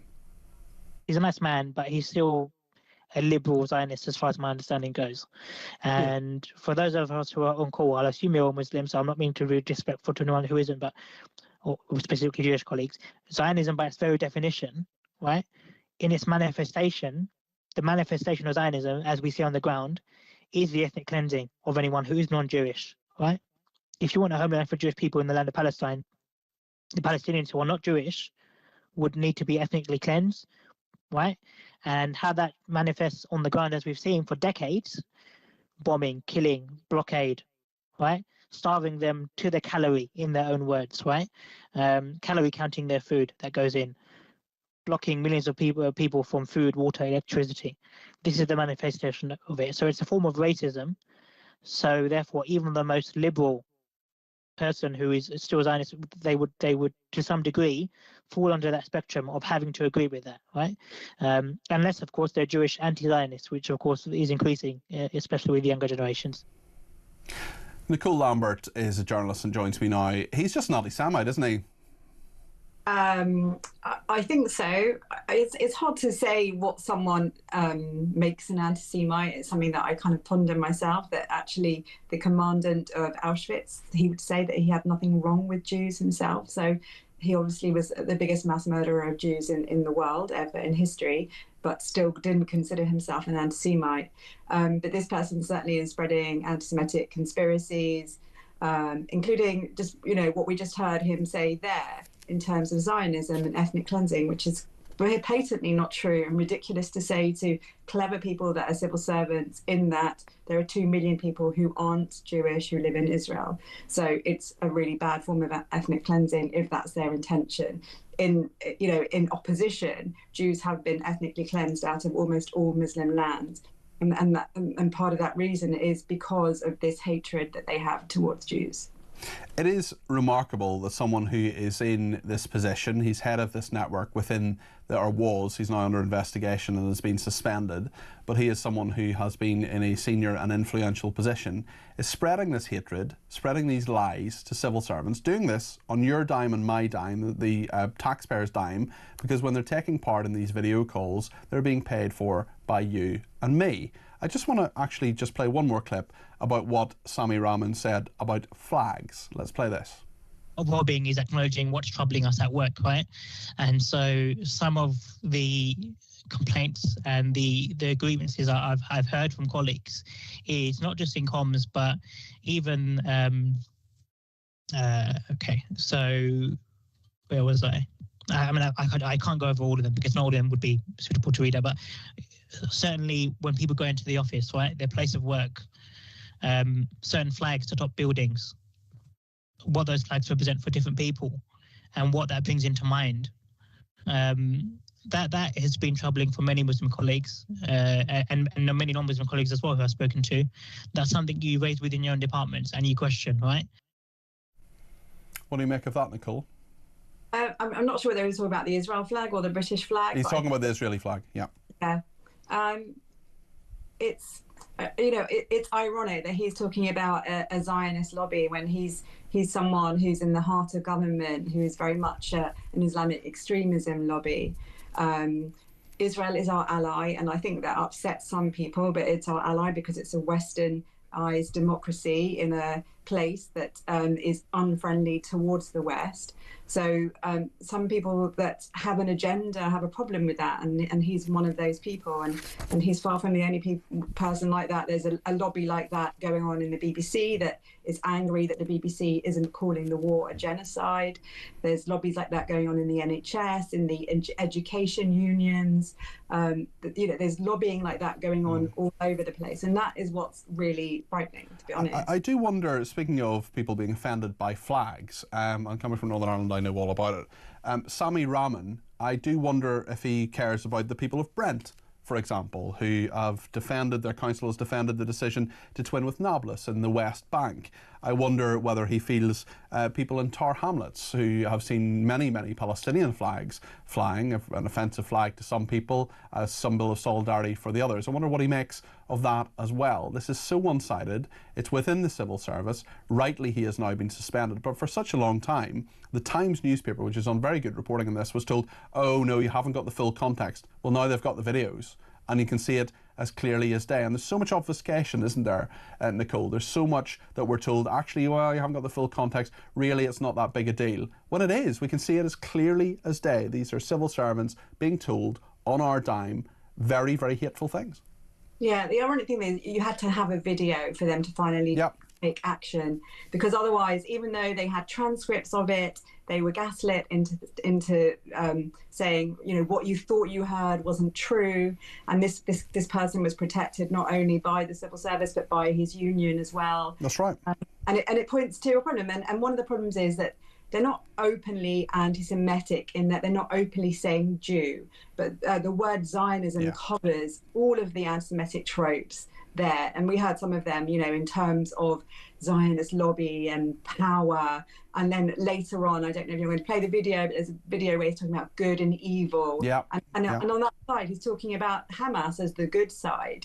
So this is something that has really infiltrated our institutions, and the fact that he is talking about this in front of civil servants, and then there was an investigation and he was initially cleared, is very frightening. Yeah, it is actually. And the Civil Service Muslim Network was initially suspended, then reinstated in September. Following the initial investigation, it focused on those comments on how he led the webinars. When closing the investigation, the Cabinet Office told senior civil servants no further action was needed. investigators have been unable to identify any areas and/or individuals where further investigations may be required, or any specific wider general learning, according to Hyphen, which is a British Muslim news website which obtained their conclusions through the Freedom of Information request. The Public and Commercial Services Union, which represented Rahman during the internal investigation, the Times reports, claimed the Times had been fed a misrepresentation of the webinars. The chairman of the PCS's union's National Black Members Committee, Mohammed Shafiq, said the reason we won the case was because the Times had a transcript that was handed to them, but no recording, and people at that meeting disputed the transcript. Well, now we know the Times was right, the transcript was right, we've got the videos, we know what they're saying, and it concerns me, Nicole, not just what's going on in the civil service, but what government ministers are doing as well. Here's another story about the Abdullah Quilliam Society, which was branded inspiring by Richard Hermer, who I think is the most dangerous man in government. Lord Hermer is the Attorney General. They have been issued with an official warning over an inflammatory talk held shortly after the 7th of October massacre. In a sermon focusing on the war in Gaza, Haroon Hanif, who's an Islamic preacher, accused Israel of genocide, factually wrong, and told worshippers that Muslims should, as he put it, continue waging your war for Allah and his messengers. Don't back down. He also suggested Muslims could be empowered to wipe out the Israelis in the blink of an eye if they put their faith in Allah. This is not just a dangerous man saying dangerous things. This is a mosque that Lord Hermer, the Attorney General of this country, is praising and saying is inspiring. I think there's an enormous naivety, and I think people need to listen more to moderate Muslims who are really trying to ring the bell and say... They need to make their voice heard as well, though. They do, but the ones that I know, and they do try, they're shut down and they have death threats, and that's really difficult for them because they feel few in number and they are genuinely in danger.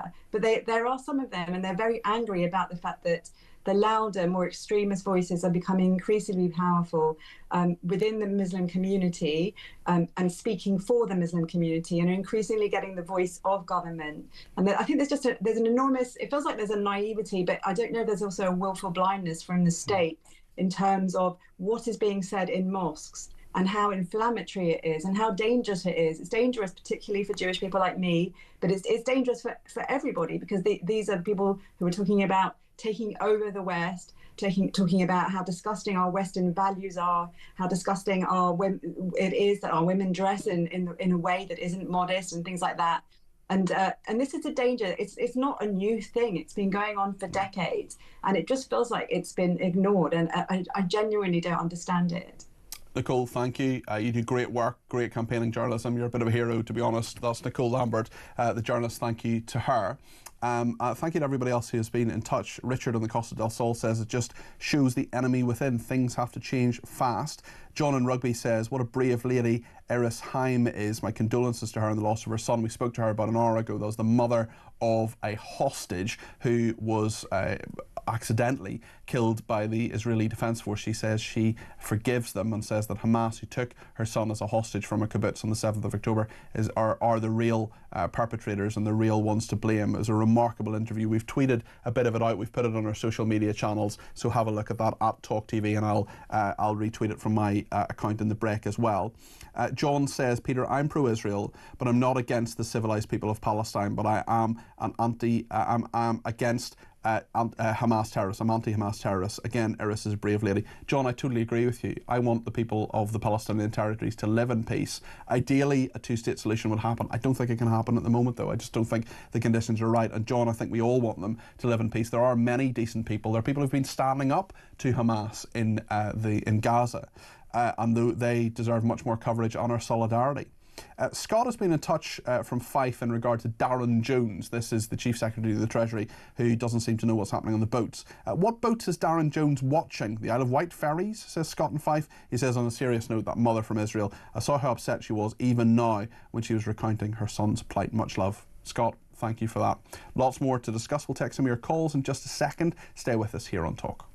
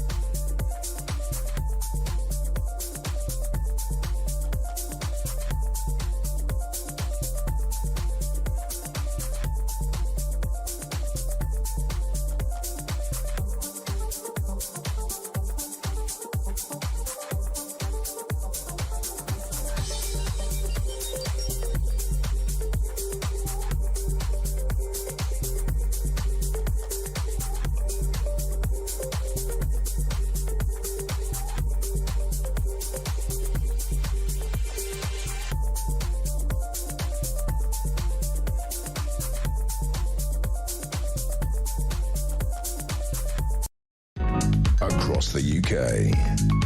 On DAB+, on your smart speaker, on your smart TV, and on your side. This is Talk. Thanks to everybody who has been in touch. It's a very, very busy couple of days. There's so many different news stories, and it's really interesting, I think, not just what's happening in the Middle East, but also what Dominic Cummings, the former chief advisor to Boris Johnson, has been saying. He has talked about what he believes to be a systematic cover-up in the Department for Education in regard to rape gangs. Les has been in touch from Cheshire. Les, you're very welcome to the programme. What would you like to say? Thanks, Peter. I think it's probably the very first time I've spoken to you. It's good to chat to you, Les. Yeah, I listen to talkTV all the time. Anyway, given the Dominic Cummings statement that he's come out with, I'm just wondering why did he come out with it now, and he came out with it in the past? Is he just looking for a platform for himself? Well, I think, look, a lot of people listen to him no matter what he says. Certainly on this particular issue, it is a current issue. We know the government is, well, actually Baroness Casey is going to talk about it next week. But I suppose, I mean, look, it's a perfectly legitimate thing to say that if he's outlining dealing with it in government, talking about it back in the day, but of course it remains a very big issue 15 years on from when he was in that original role. What do you think the government should do about this, Les? National inquiry? What's your view on this? Well, the first thing, it should be a national inquiry. And given that Maggie Oliver was bringing this up when she was, I don't know what position she was in the police. She was a detective constable in Greater Manchester Police, yeah. She brought it up, and then basically she ended up leaving the police force. And in essence, she was given a dameship, wasn't she? So she's now Dame Maggie Oliver. Now, she seems to have gone very quiet on this. However, no, she's still campaigning about it, Les. She's still talking about it quite a lot. We interview her from time to time. Did you see her as well? She spoke out in the Channel 4 documentary. I don't know if you saw that one on the gangs. Really, really good documentary. It's still on there. Yeah, I did see that. But a lot of people are not looking at those other videos that are out from Tommy Robinson having brought it up, given the fact that it was going on in Luton all them many years ago, and he brought it up. So should he not be vindicated based on what's being brought up now? Well, there's certainly an awful lot that the government needs to look at. I think there needs to be some sort of national inquiry into that. It'll be interesting to see what happens. Les, thanks for your thoughts on that. That's Les in Cheshire. On Israel, Lisa in Cornwall has been in touch. Lisa, you're very welcome to the programme. Hello, Peter. Hi there. I'm trying to stay calm. It's very difficult, actually, because when you know the truth about Israel and the area, that area in the Middle East, you can't help but be completely appalled by the way that Israel is treated. I am so tired of the lies. I'm so tired of the misinformation and the tropes, all the things we say, all the, the words that we use to excuse the behaviour of Islamofascism, and that's what it is. Palestine is a myth. It's a fiction. It never existed. It was created by the Romans in 100 CE to punish the Jews for insurrection. The Jews have been persecuted for millennia. They have been forced out of everywhere that they live. People call this a genocide. It's an utter nonsense. If you start a war, people die. People die in wars, okay? And Israel is held to these ridiculous standards, and it's really... I've been questioning, Lisa, why Greta hasn't been sailing to Sudan, for example, where 3.5 million people... For the Sudanese, for the Yemenis, for any... Well, there is actually a genocide happening right now in Sudan. A factual genocide is happening in Sudan. Weird that she doesn't seem to care about that, as do lots of other people. They'd rather just criticise Israel. Well, okay, but she lurches from one disaster to another. She's just a stupid idiot who is literally has been indoctrinated, and this is a problem. So we are now indoctrinated. Our children are indoctrinated. We have a whole... She's the first person taken hostage, as she would put it, that their captors wanted immediately rid of her. It's nothing to say that you've been taken hostage and there are still hostages in Israel. I mean, I'm sorry, but I am sick and tired of this, and I think that people need to be educated on the actual history of Israel. So the Jews came from Judea and the Arabs came from Arabia. So the Hashemite Arabs are now in Jordan. All these borders were drawn up, over time, after wars, blah, blah, blah. Zionism, Zionists are this, Zionists are that. Zionism just means that the Jews have a right to self-determination. That's all it means. It doesn't mean there's some kind of psychopath. It's so true. I mean, I am a Zionist. I believe Israel has a right to exist. Yeah, Lisa, you've given us a bit of it. I've really got to say this. Okay. Go ahead. I've really got to say this. Okay. I would rather live in Israel than in this country where we're allowing our borders to be overrun by people who wish us ill, a lot of them, okay? We're importing cultures that don't align with us. We are allowing ourselves to be destroyed as a civilization, and Israel has the right to exist. It's protecting its very existence, and Jews have been forced out of everywhere. Where else do you speak Hebrew other than in Israel? Arabic is spoken by, I don't know, billions maybe of Arabs everywhere, all over the world. They are the colonizers. Islam is an ideological, horrible thing, and we are being gaslit on a daily basis by these psychopaths, and I'm sick of it. I personally have much more problem with Islamism than Islam. But anyway, Lisa, I just want to ask you one more question before you go. And you've given us a useful history lesson. But in terms of what's happening right now, do you think attacking Iran is the right course of action? Absolutely, because they... I'm sorry, the Iranians, the real Persians, the real Zoroastrians, the real people of that country want to be released from, again, Islamofascism. They didn't ask for that. And actually, the West they stand up like people like Tobias Ellwood, who's a complete, I'm sorry, I just started up. These people are the people who put that Islamic I'm sorry, I'm so cross. Take your time. Take your time, Lisa. Just take a breath. You're making a lot of sense. You're saying some really interesting stuff. Okay. But just take a breath. The West is responsible for Iran, okay? The West is responsible for Iran, like the West is responsible for the Taliban, to be fair, okay? We keep interfering in things. I've got a lot of knowledge about this stuff because, I lived in the Middle East as a child. My father worked in the Middle East. I was evacuated from Libya as a child in 1969, okay?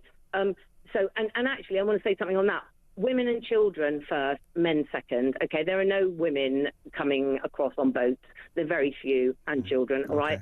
So back in the days when real wars happened and real people were evacuated, women and children came first and the men came later. Okay. So don't tell me about that. But Iran needs its secular society reinstated, and the people of Iran, want this. They're not blaming Israel. I think they appreciate Israel and what they're doing. Well, it'll be really, really interesting. I do not think that this country and this awful government that we have, and actually governments before, right, they kowtow to a few loud voices, and we have to stand firm, and I swear to God, right, if Israel goes, we're all in trouble. Well, I really, really hope it won't. I hope it survives and thrives. Lisa, thanks for your thoughts there. You covered an awful lot of ground there, certainly. We'll take some more calls after the break. Like Greta, I'm off for a turkey sandwich, but I'll see you in a couple of minutes. We'll take some more calls and take a look at the sport here on Talk.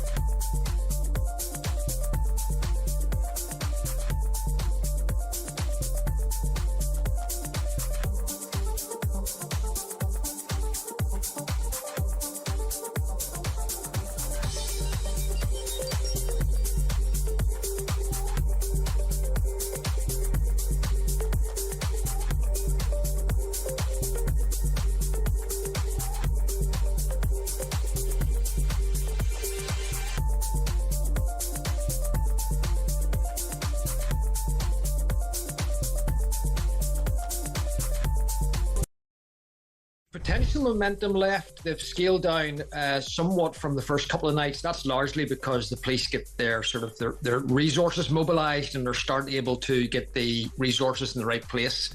And second of all, I do think that the message goes out that there's going to be some consequences coming. 3 young people were charged, arrested and remanded. They're currently in prison. So I think that, plus a combination of the weather last night was wet and windy. So it's too early to say it's on a downward path. We'll see what the weekend brings.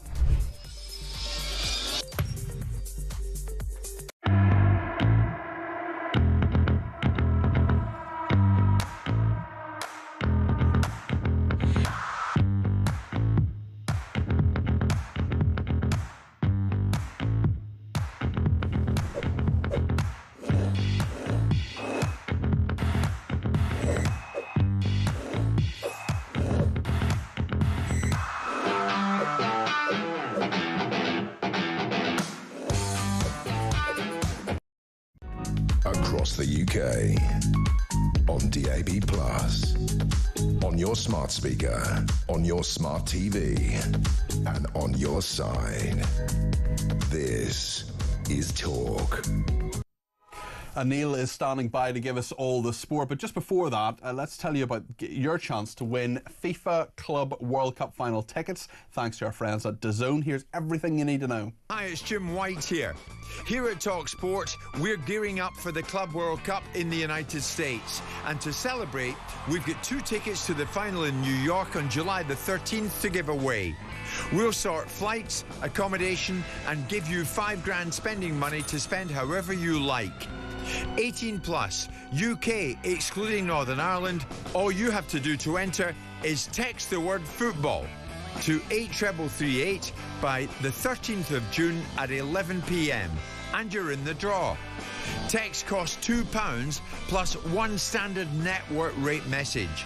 You must have the bill payer's permission or send your name and number by post to Club World Cup Final Prize Draw, PO Box 3190, Colchester CO2 8GP, to arrive by 5 p.m. on June the 18th.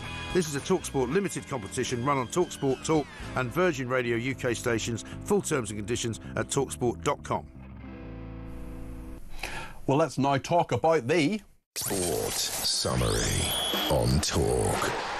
Well, Neil Kandula is with us, talkSPORT presenter. Great to have you in the studio. How are you doing? Pleasure to join you. Yeah, all good, all good. When it comes to the weekend, normally people like to, think about what they're going to do, take time away. But when you work in sport, when you've got so many things to talk about, your week starts on a Friday. Absolutely. So, yeah. Well, mine too. I've got shows on Saturday and Sunday. I know all about it. We don't mind working at the weekend. Spurs have a new manager who's going to take over from Big Ange. Yes, indeed. Thomas Frank is the man who's left Brentford and now has joined Tottenham Hotspur. He was an individual that was very sought after, shall we say, in terms of Tottenham's interest in this individual. They've liked him, they've admired him. The people, the powers that be, shall we say, at Tottenham always liked the idea of Thomas Frank taking over. But yeah, I think this would be... not far to go from Brentford. No, exactly. In terms of travel, I don't even think he has to buy a probably new house. walk. Yeah, exactly. Get the tube and it's fine. Yeah. But yeah, look, I think jokes aside, it's a big jump for him. No disrespect to Brentford, but Tottenham is a mammoth club in comparison. You know, they're a top 6 side. They're in the Champions League, something that Thomas Frank, I don't think, has ever had the experience of being in. I just hope that he gets the time that he probably will need in order to get the ship ready. Because what's he done at Brentford? What are the things that how has he impressed there? Yeah, I think what the main thing is him getting the most out of his players on a very tight budget. You know, a lot of other managers have come and gone in other clubs who have spent so much more money and haven't quite had the ability to really improve the players. But you look at the types of players that Brentford have had, Ivan Toney was a massive example, and there was a big worry that when he was to leave to go to Saudi Arabia that their goals would dry up and then Brentford would struggle. But all thanks to Thomas Frank, he rejuvenated that side without signing really anyone new and just allowed the players to really blossom into goal scoring machines that they were over last season. So they didn't quite get European football last season, but it was a great season for them, their highest finish in Premier League history. So I think they, in terms of Tottenham, have got a really good manager. I just hope that the jump isn't too big and he may drown, but we'll of course wait and find out.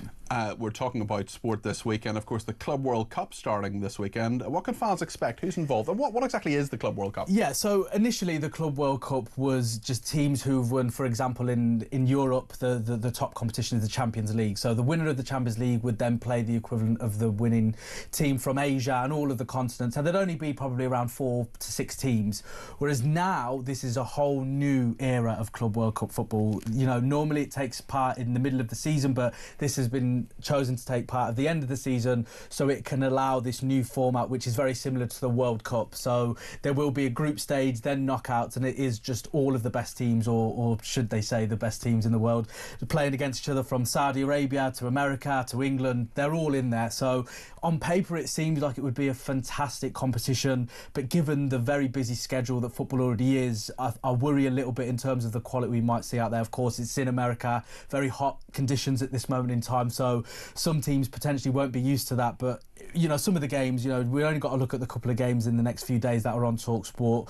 Paris Saint-Germain versus Atletico Madrid, talkSPORT 2 exclusive on Sunday evening. Then on Monday, you have Chelsea versus LAFC on talkSPORT, which again is another exclusive. Games like this just don't normally happen, so let's hope that we really do get what it could potentially be. It's transfer season, of course, and a record signing for Liverpool. Yes, tell us indeed. about that. Yes, so Florian Wirtz, a player from Bayer Leverkusen who has achieved a lot of success with them. They went nearly, very nearly, did the treble unbeaten. They only lost 1 game in the whole of that season, not last year, the year before. He has been at the heart of everything amazing that they've done. And Liverpool, yes, it's a £100 million initial fee, but could rise to 116 million with add-ons if they win certain competitions and he's made certain appearances, all that kind of stuff. But yeah, if it does reach that 116 million, it is a British record. And it's quite ironic, isn't it, that a couple of years ago, former Liverpool manager Jurgen Klopp said, you know, this is just not the way that Liverpool would do things. We don't spend this much money on players, and if you can't beat them, you join them at the end of the day. So yeah, the Premier League champions are looking to strengthen and in real style as well.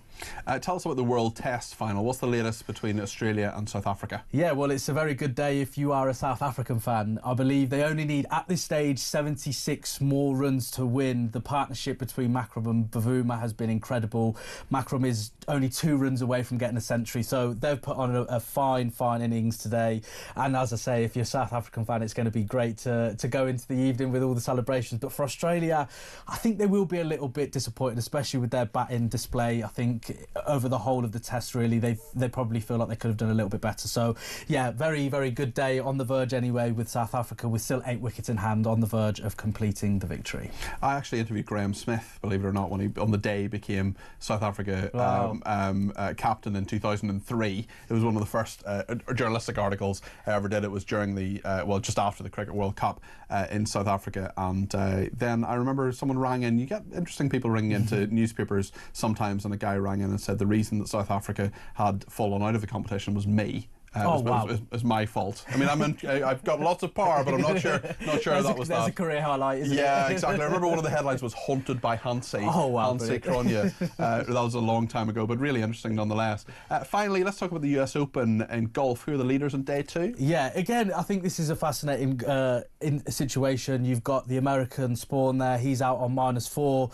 You got the South African Lawrence in there as well, with Burns as well from America, both joined on -3. So again, this is a competition that I think always has the world watching, and I think this is in a wider aspect a really fascinating time for sports fans, because you do have the likes of the Cricket World Cup, you do have the finals in cricket, and then you also have the golf as well. So if you're a sports fan, I think this is a brilliant time to certainly get over the weekend. Nice weather, get the TV and the family on, but of course, more importantly, make sure you have talkSPORT on for all of the latest sports coverage. And talk as well. But yes, you flick between the two. Yeah, I'm busy this weekend as well, between 10 and 1 both tomorrow and indeed on Sunday. For the meantime, Anil Kandola, thank you. We'll both have a busy weekend in this building, lots to discuss and lots to cover as well. That's Anil Kandola, who is a talkSPORT presenter. Thanks everybody who's been in touch as well. Very good point from Debbie, who says, why was Maggie Oliver made a dame if they don't believe her? Very, very interesting point there, and one that I hadn't actually thought of before. Thank you to this person who says, great show, Peter. Let's stop asking for an inquiry. Let's talk about an investigation, because this is a criminal case, and let's get everyone involved. Another person says, Dominic Cummings is an egotistical narcissist. He can't face being out of the limelight. He has had his time in government and should now do everyone a favour and disappear. You may feel that way, but if he's actually telling truths that haven't been told by other people, shouldn't he put that in the public domain?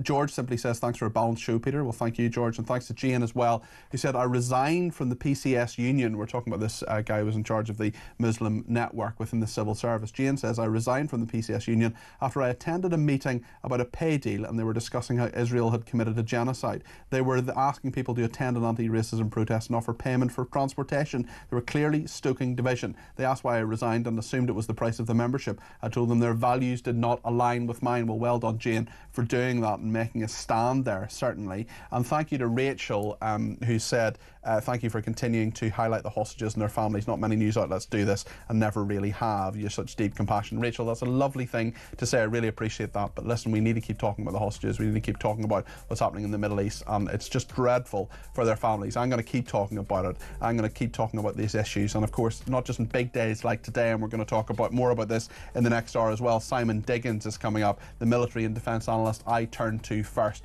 on all of this. Developments are happening very, very frequently. Stay with us.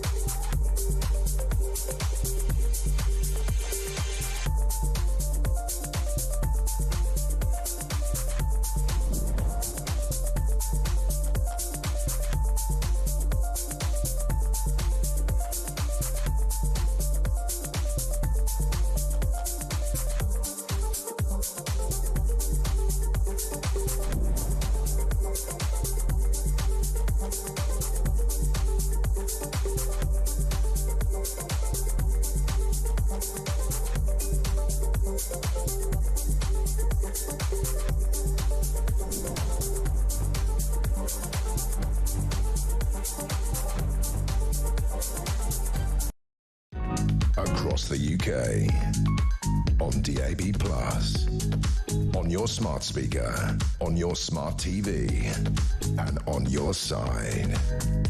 This is Talk.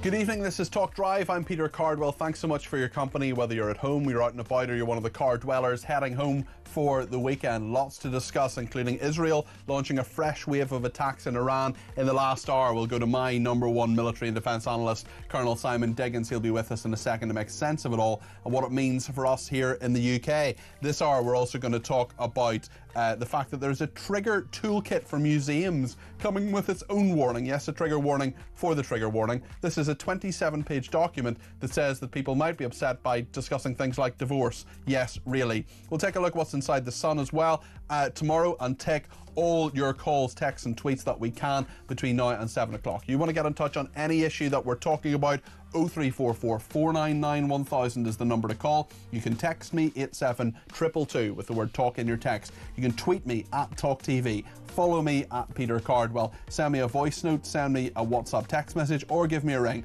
on 0344 499 1000. Lots to discuss between now and 7. Stay with us here on Talk.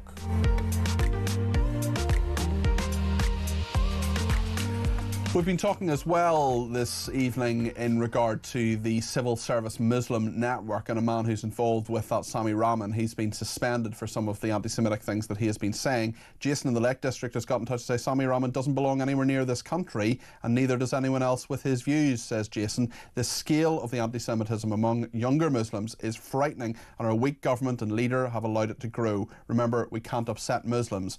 Listen, there are loads of Muslims in this country who are patriotic, who want to pay their taxes and do jobs and be productive, patriotic members of society. But there are an awful lot of people I'm really worried about in this country who don't share British values, who are Islamists and believe that Hamas are doing the right thing, and that is a really, really difficult, problematic, dangerous thing, and it feeds into the story we're going to talk about now, which is in regard to what is happening in Israel. And literally within the last hour, Israel has launched a fresh wave of attacks on Iran. There have been fresh explosions there. The Israeli Air Force saying on Twitter it's continuing to attack missile launchers and infrastructure in Iran. We'll take a look back over an extraordinary 24 hours. In fact, it's not even 24 hours. It was about 1:30 this morning that those strikes happened. How long this has been in the planning. I'll talk about all that with Simon Diggins in just a second. But let's hear from the Israeli Prime Minister Benjamin Netanyahu. He set out what happened and his reasons for it in an address this morning.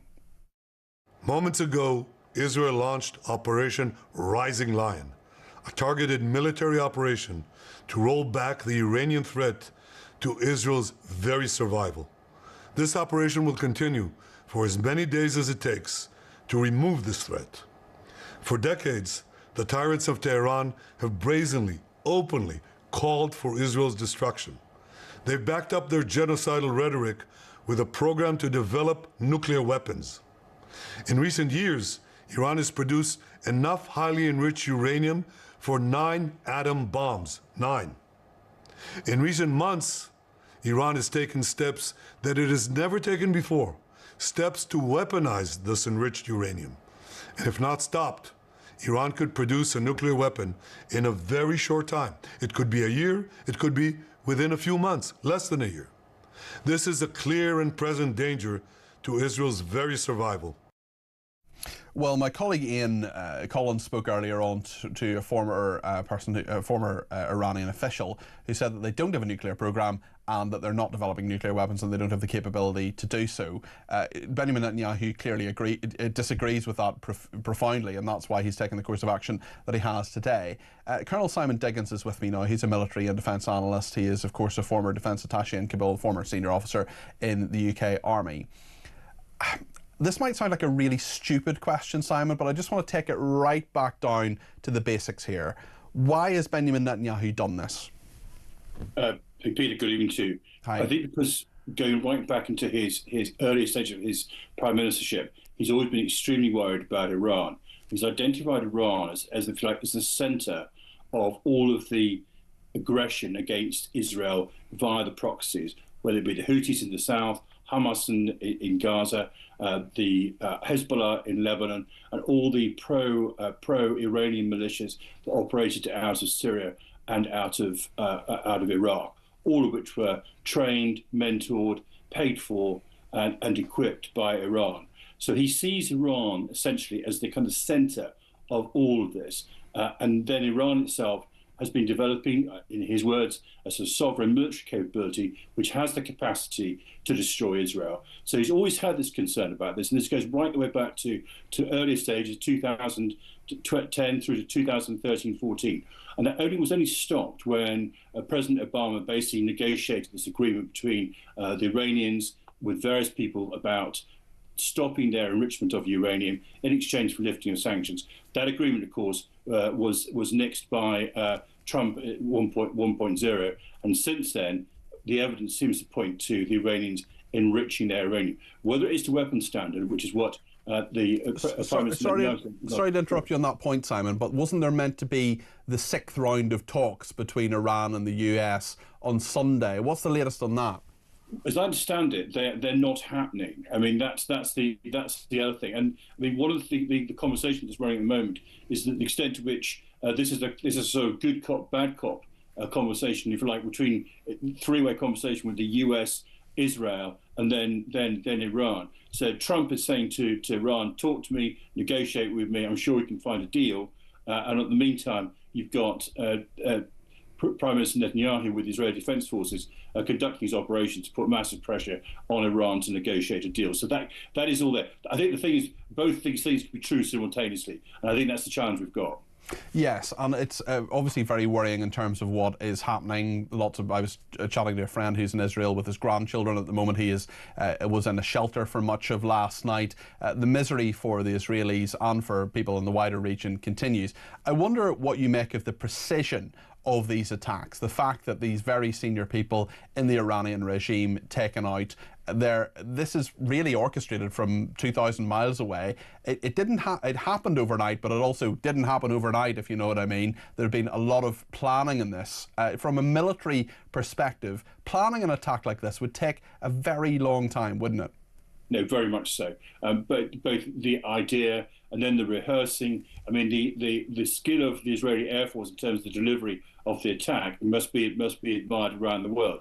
And they've got something like a 2,000-kilometre flight over some areas they can't fly around, so that require them to have air-to-air refueling. So they need to have staged air-to-air refueling and air-to-air refueling to recover the aircraft. Otherwise, very careful planning in terms of targeting, identifying the targets they could engage, not least of which a number of them are protected, and an absolute precision about some of the attacks on some of the senior leadership that took place. And you've got some film coming up now in North Tehran, where a lot of them were living, where again they would want to kill those leaders, but also minimise the other civilian casualties as far as they could be. So that requires detailed planning, and I'm not the slightest doubt quite a lot of on-the-ground confirmation that the targets were in the place they said they were going to be, or they thought they were going to be. What do you make of the reaction, not just here in the UK, but actually, do you know what, we'll talk about the UK in a second. I want to talk about America first, because Marco Rubio seemed pretty narked, didn't he, the Secretary of State, choosing his words carefully and saying unilateral, making sure the world knew this was Israel by itself. But does the United States have any option but to back this course of action? Probably not, and again, there's been a sort of schizophrenia within America over how to deal with Iran, going right the way back to the days when we were engaged in both Iraq and in Afghanistan. You had people like John McCain, who was a Republican senator and at one time President Trump's opponent for the presidency. I mean, for all he's seen, John McCain, a former veteran, a man who spent many years in a Vietnamese prisoner war camp, he used to sing these songs of bomb, bomb, bomb, bomb Iran.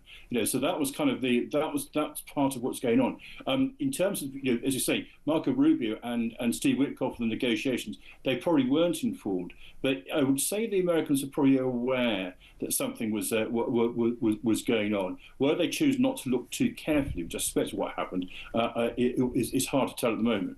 I'd forgotten about John McCain singing "Bomb, Bomb, Bomb, Bomb, Bomb Around." That was wonder what Brian Wilson would have made of that, the Beach Boys musician who died this week. And let's bring the focus now to the UK, because there's so many different leaders, including Keir Starmer, who can say, "Oh, we want restraint, diplomacy is the way forward." I mean, the fact is that's gone now, isn't it? So it's way past that. And Netanyahu, he's just not listening to Keir Starmer, is he? Because we've seen this week about the sanctions against two of his ministers. He's in a coalition with some pretty unpleasant people because he has to be to prop up his power.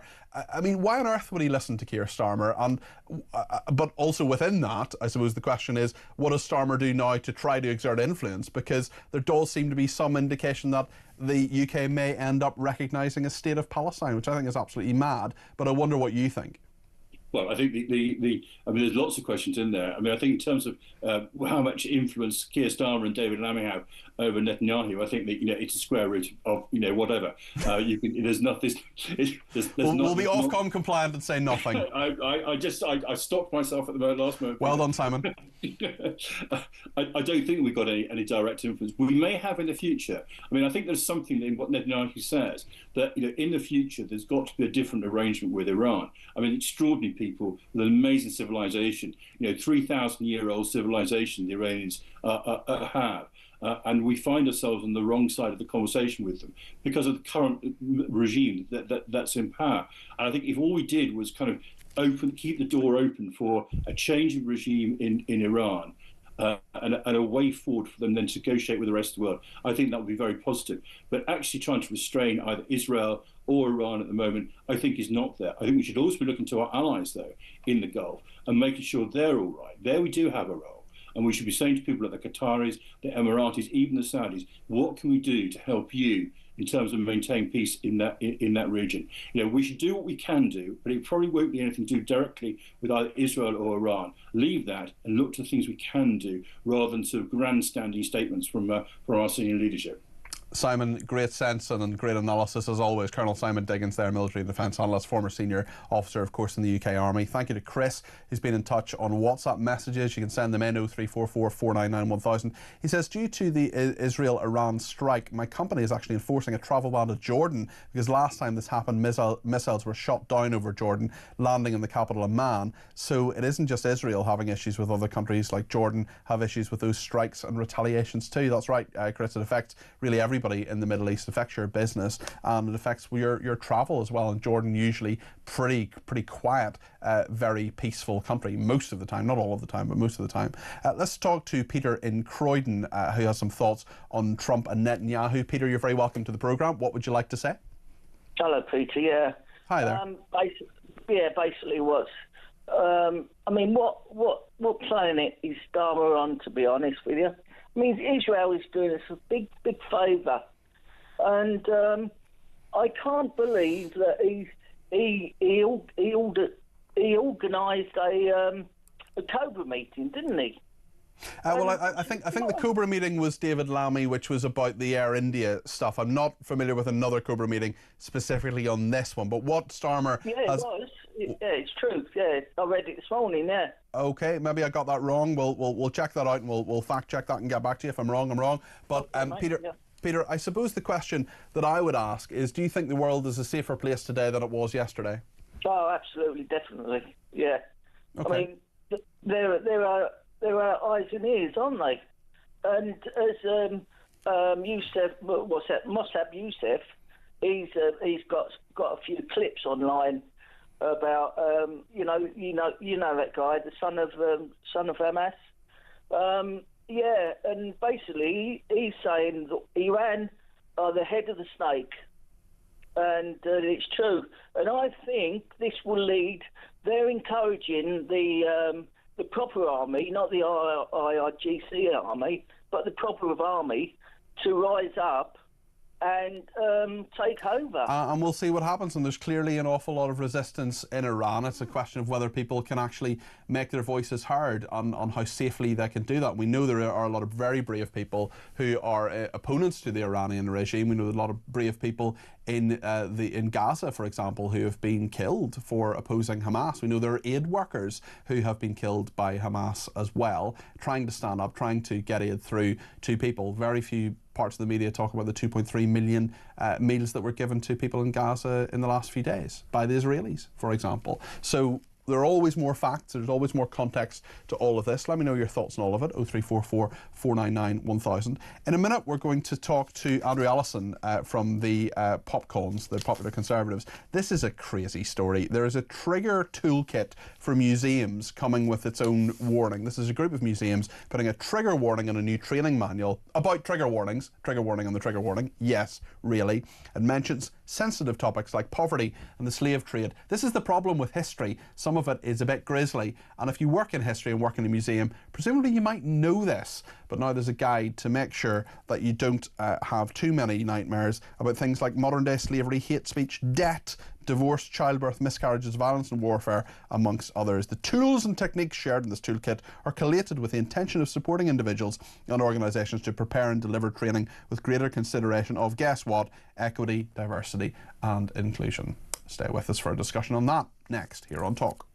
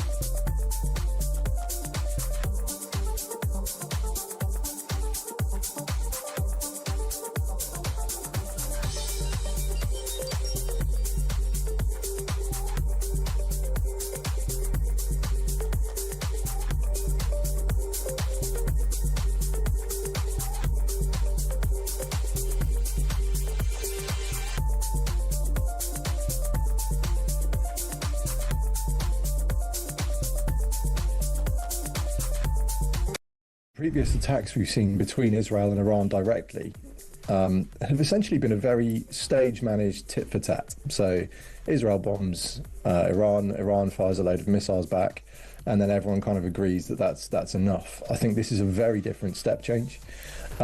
We've seen 5 waves of Israeli airstrikes. The military and political rhetoric out of Israel suggests that more may be coming over the coming days. And I think this is really a watershed moment in the Middle East.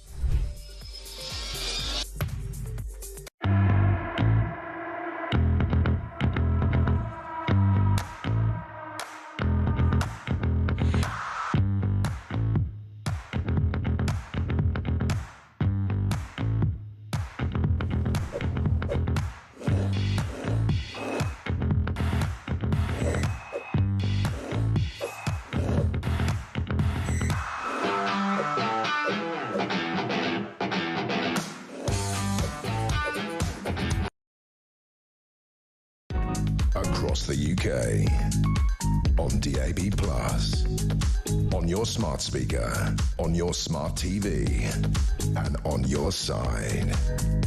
This is Talk. So Peter in Croydon was absolutely right. I was absolutely wrong. I'm very happy to correct this. There was a Cobra held specifically on on Israel's attacks on Iran. That happened earlier on this afternoon. I missed that. Apologies. Sometimes I miss things. Happy to clarify that. Peter in Croydon there, the caller, absolutely right. Me, absolutely wrong. And the Prime Minister Keir Starmer urging restraint following Israeli strikes, and Cobra, the government's emergency committee. Do you know what Cobra stands for? I promise you. It is Cabinet Office Briefing Room A. That's what it stands for, COBRA, C-O-B-R-A, Cabinet Office Briefing Room A. That is the place where they coordinate all of these different changes, and there are various underground bunkers. I've been in them sometimes in Downing Street when I worked in politics, where they have all these secret meetings with various people. I've been involved in some of those over the years. I want to talk now, so happy to clarify that point, by the way, and I think it's very important to clarify these things and to stand up and say when you get things wrong, which occasionally happens in a 3-hour broadcast, let me tell you. Speaking of 3-hour broadcasts, there'll be 2 more of them. In fact, 3 more of them. Well, there'll be many more of them, but from me, over the next 3 days, Saturday, Sunday and Monday, I'll be here between 10 and 1. So my usual Saturday and Sunday programmes between 10 and 1, and I'm identifying as Julia Hartley-Brewer on Monday. She's off for the day, and I am sitting in for her between 10 and 1 on Monday, so we hope you can join me for that. Right then, let's go back in time and talk about museums putting trigger warnings on a new training booklet about trigger warnings, and mentions things like addiction, natural disasters, slavery and poverty.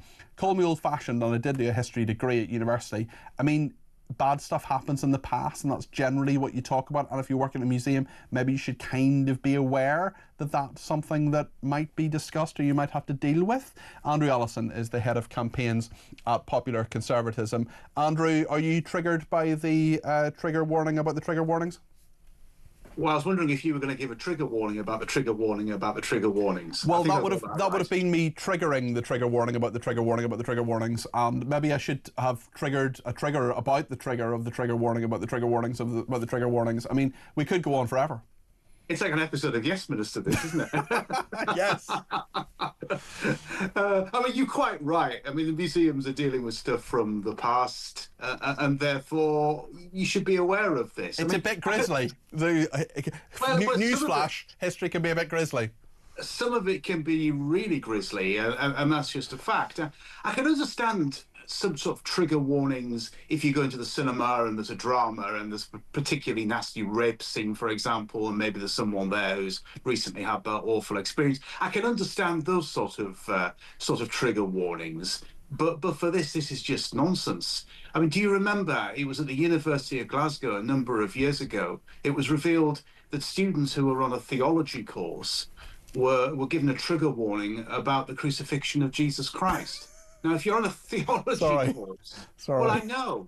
I mean, I laughed as well. That's crazy. If you're on a theology course, you know all about that anyway. So, I mean, these things are just taken to extreme. It's a thorny issue.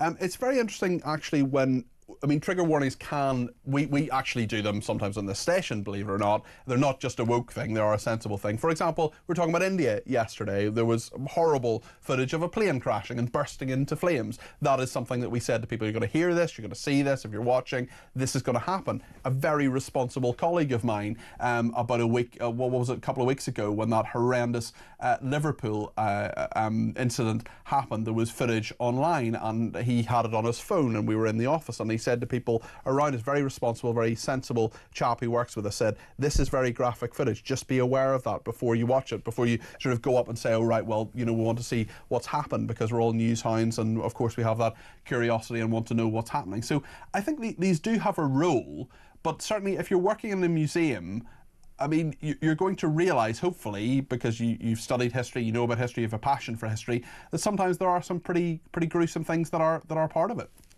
Well, indeed. If you go to a museum, for example, in Israel, or indeed in Germany, and it's looking at the Holocaust from the Second World War, surely you must know that you're going to walk out there and you're not going to be whistling a happy And I've been in museums. You're going to be really seriously affected. I've been in museums. I'm sure you have too. Andrea was at the Holocaust Museum in Washington, D.C., I remember. I've been at the 9/11 Museum in New York. There are certain bits of exhibitions and so on I've seen here in the UK, and it can be a very emotional experience, but you kind of know that's coming, or you have some awareness. I mean, the problem with this is that it's potentially triggering things like modern-day slavery, hate speech, debt, divorce, childbirth, miscarriages, violence and warfare. I mean, if you're talking about debt, in what way is that a trigger warning? Like, debt is a horrible thing. I've been in debt myself, it's dreadful. But I don't need a trigger warning for someone just to talk about it. The end note as well reads that the tools and techniques shared in this toolkit are collated with the intention of supporting individuals and organisations to prepare and deliver training with greater consideration of equity, diversity and inclusion. These are issues central to modernising the heritage sector, and if addressed with intention, compassion and care, will grow the reach and impact of organisations' cultural offering. I mean, that's just a word salad. That's just words. That doesn't make any sense. If addressed with intention, what? Yeah, I can't work that one out either. I mean, we have to prepare people, particularly young people, that life is not particularly fair. Some nasty, horrible things have happened. We can't sugarcoat history. If something dreadful and appalling happened, something dreadful and appalling happened. And the reason that we teach history is to try and educate people that not to make the same mistakes that have been made before, which we've referenced the Holocaust museums, for example. There are around the world. The whole point of people going into those museums is that they learn a lesson from history. And when they say never again, we really mean never again. Although recent events would think that hasn't been working as well as it should of late. But that's the whole point of it. And it really annoys me that we're teaching children just to be children, and we're not really preparing them for adulthood. And also how straightforward these things can be. And look, you're right in terms of the Holocaust, for example. There are elements of that I didn't know, going to the Holocaust Museum in Washington, for example, I didn't know were going to affect me that much, although I don't recall any trigger warnings being there. And sometimes you can see and read about horrible things and not be affected by them. But I mean, we just see these trigger warnings continuing and continuing and continuing. In April, ticket buyers attending the National Theatre's upcoming production of Hamlet were advised the play contained themes of death, grief, suicide, madness and coercive behaviour. The British Board of Film Classification repeatedly warning in a DVD about an animated remake of The Savages, which is a Doctor Who spin-off, said that it had verbal references to discrimination and the discriminatory social structure of an alien society. Well, how do you reply to that? I mean, taking the Shakespeare point, when you were referencing Hamlet, I mean, the whole of Shakespeare is full of sort of death and coercive behaviour. Do you know what? I was at a very good production of King Lear, which is my favourite Shakespeare play. Not too many laughs. I think it was at the Old Vic. Ian McKellen was in it and actually got naked in it in the Heath scene, quite weirdly. But I was with a very intelligent friend of mine, one of the most intelligent people I know, actually. But she didn't know the play. And we were in, it was the interval, we were just having a Diet Coke in the interval, and I said, how do you think it's going? And she said, Peter, just don't have a good feeling about this. I think it could all go wrong in the second half. Maybe she needed a trigger warning. Andrew, thank you very much. That's Andrew Allison there, who is the head of campaigns at Popular Conservatism. Some breaking news now on talking. Vladimir Putin, the president of Russia, has held calls with the leaders of Iran and Israel. Lots of international diplomacy, lots of wires and diplomatic cables and conversations happening, of course, over what is happening. We'll bring you up to date with that in the next half an hour if there are any developments, of course. And Kevin O'Sullivan will be here in this studio between 7 and 9 with his political asylum, and then with what just happened between 9 and 10. As I say, I'll be back between 10 and 1, not just tomorrow and Sunday, but also on Monday. I'm sitting in for Julia Hartley-Brewer. So loads to discuss. Lots more on this programme as well. We're going to get an exclusive insight as to what is in The Sun tomorrow. We'll talk to John Lucas, the night news editor of the paper, in just a second. We'll also take your calls, texts, tweets, voice notes, telepathic messages, smoke signals, however you want to communicate with me. Please do so. There's time for calls. 0344 499 1000. Stay with us.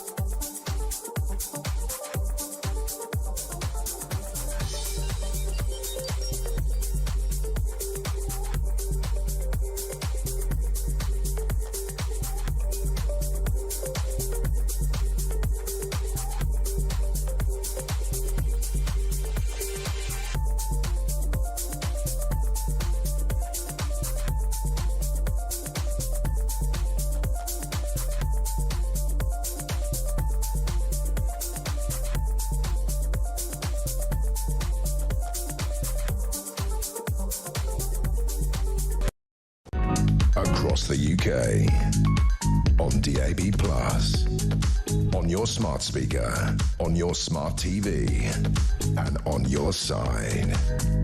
This is Talk. Well, let's talk to John Lucas now. John is night news editor at The Sun. John, thanks for joining us in the studio. You, of course, and your colleagues at The Sun have been so busy talking to relatives, to friends, and getting more detail about what happened on the doomed Air India flight. Plenty in the paper tomorrow, I'm sure. Yeah, absolutely. So the story of this absolutely horrendous air disaster keeps going, and this the chap who survived it, British chap, Vishwas Kumar Ramesh. He's from Leicester.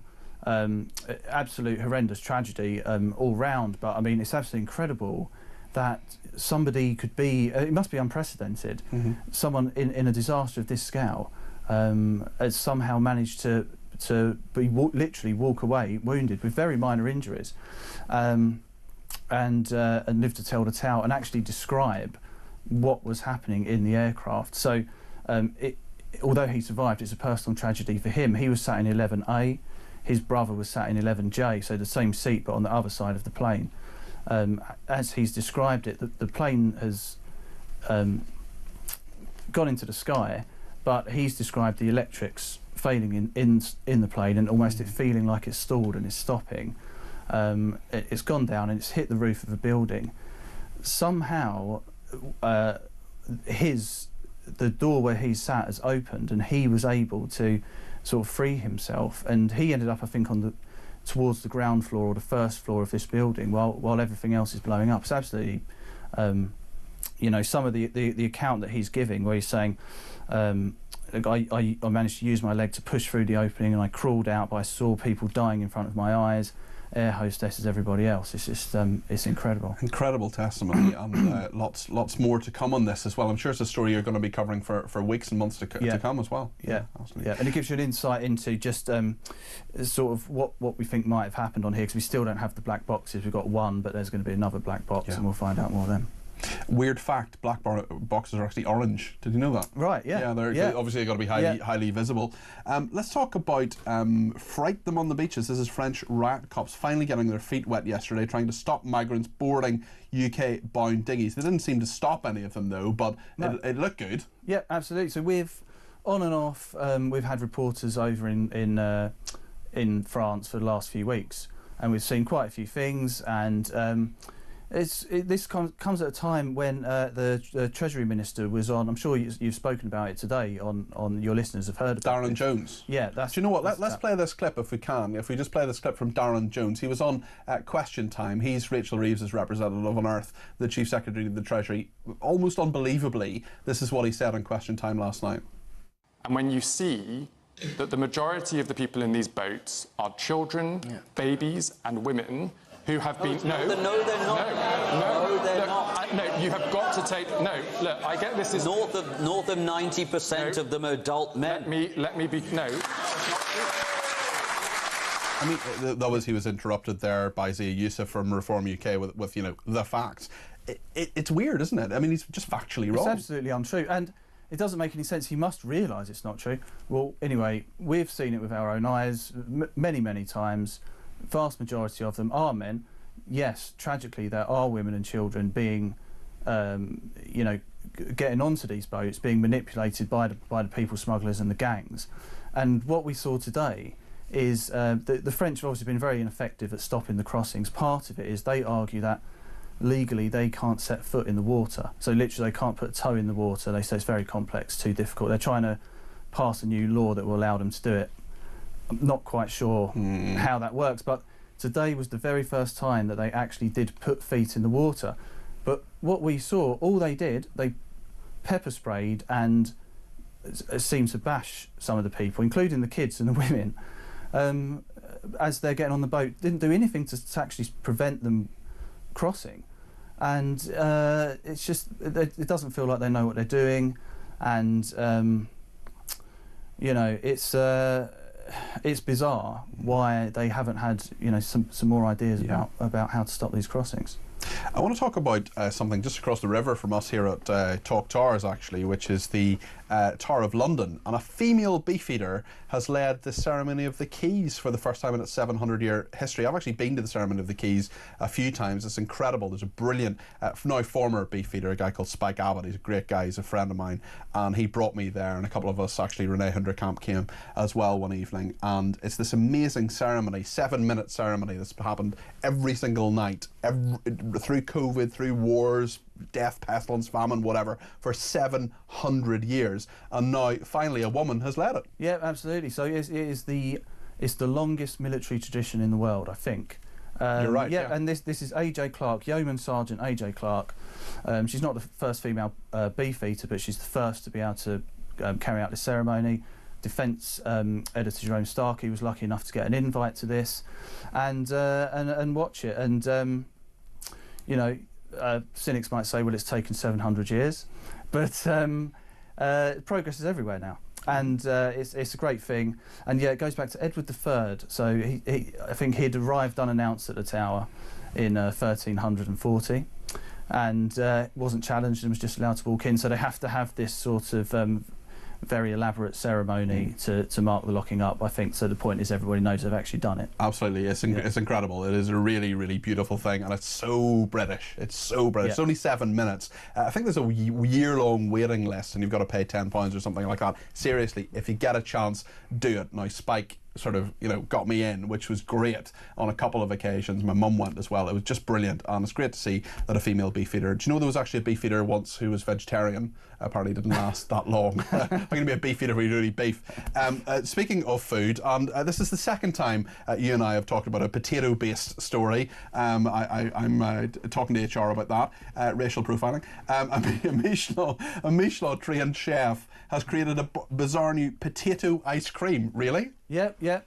Well, we like to target our audience. It's the collaboration you didn't know existed, you didn't know you needed, you didn't know you wanted it, you probably don't want it.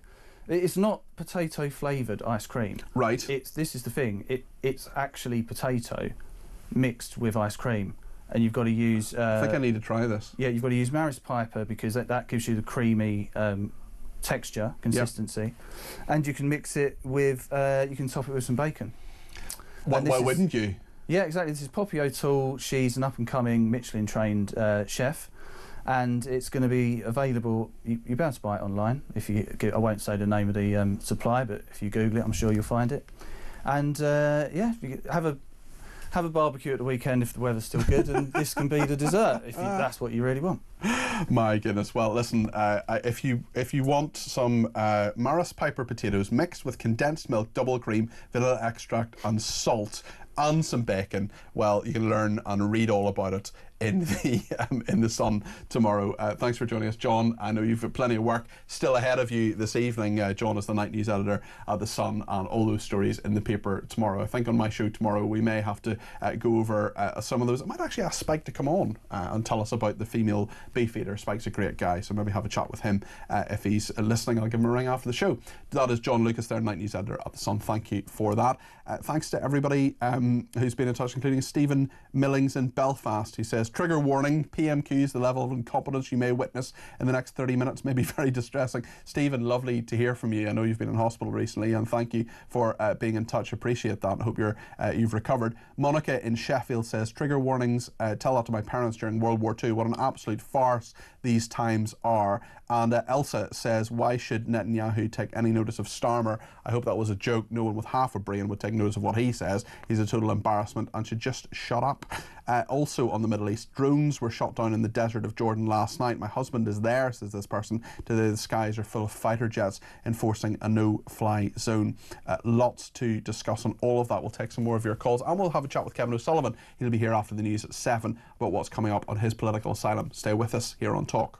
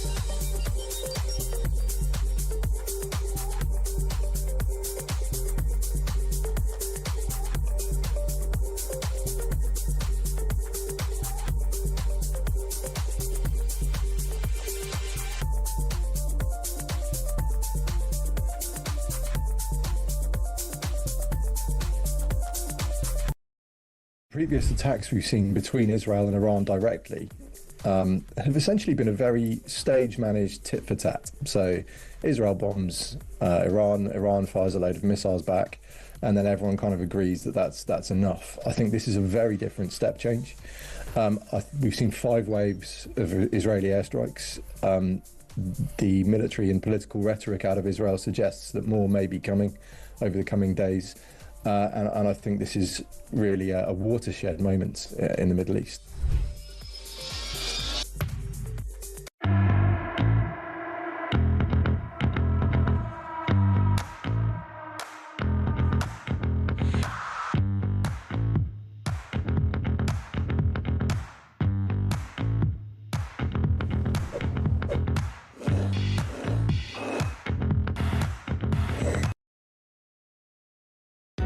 Across the UK, on DAB+, on your smart speaker, on your smart TV, and on your side. This is...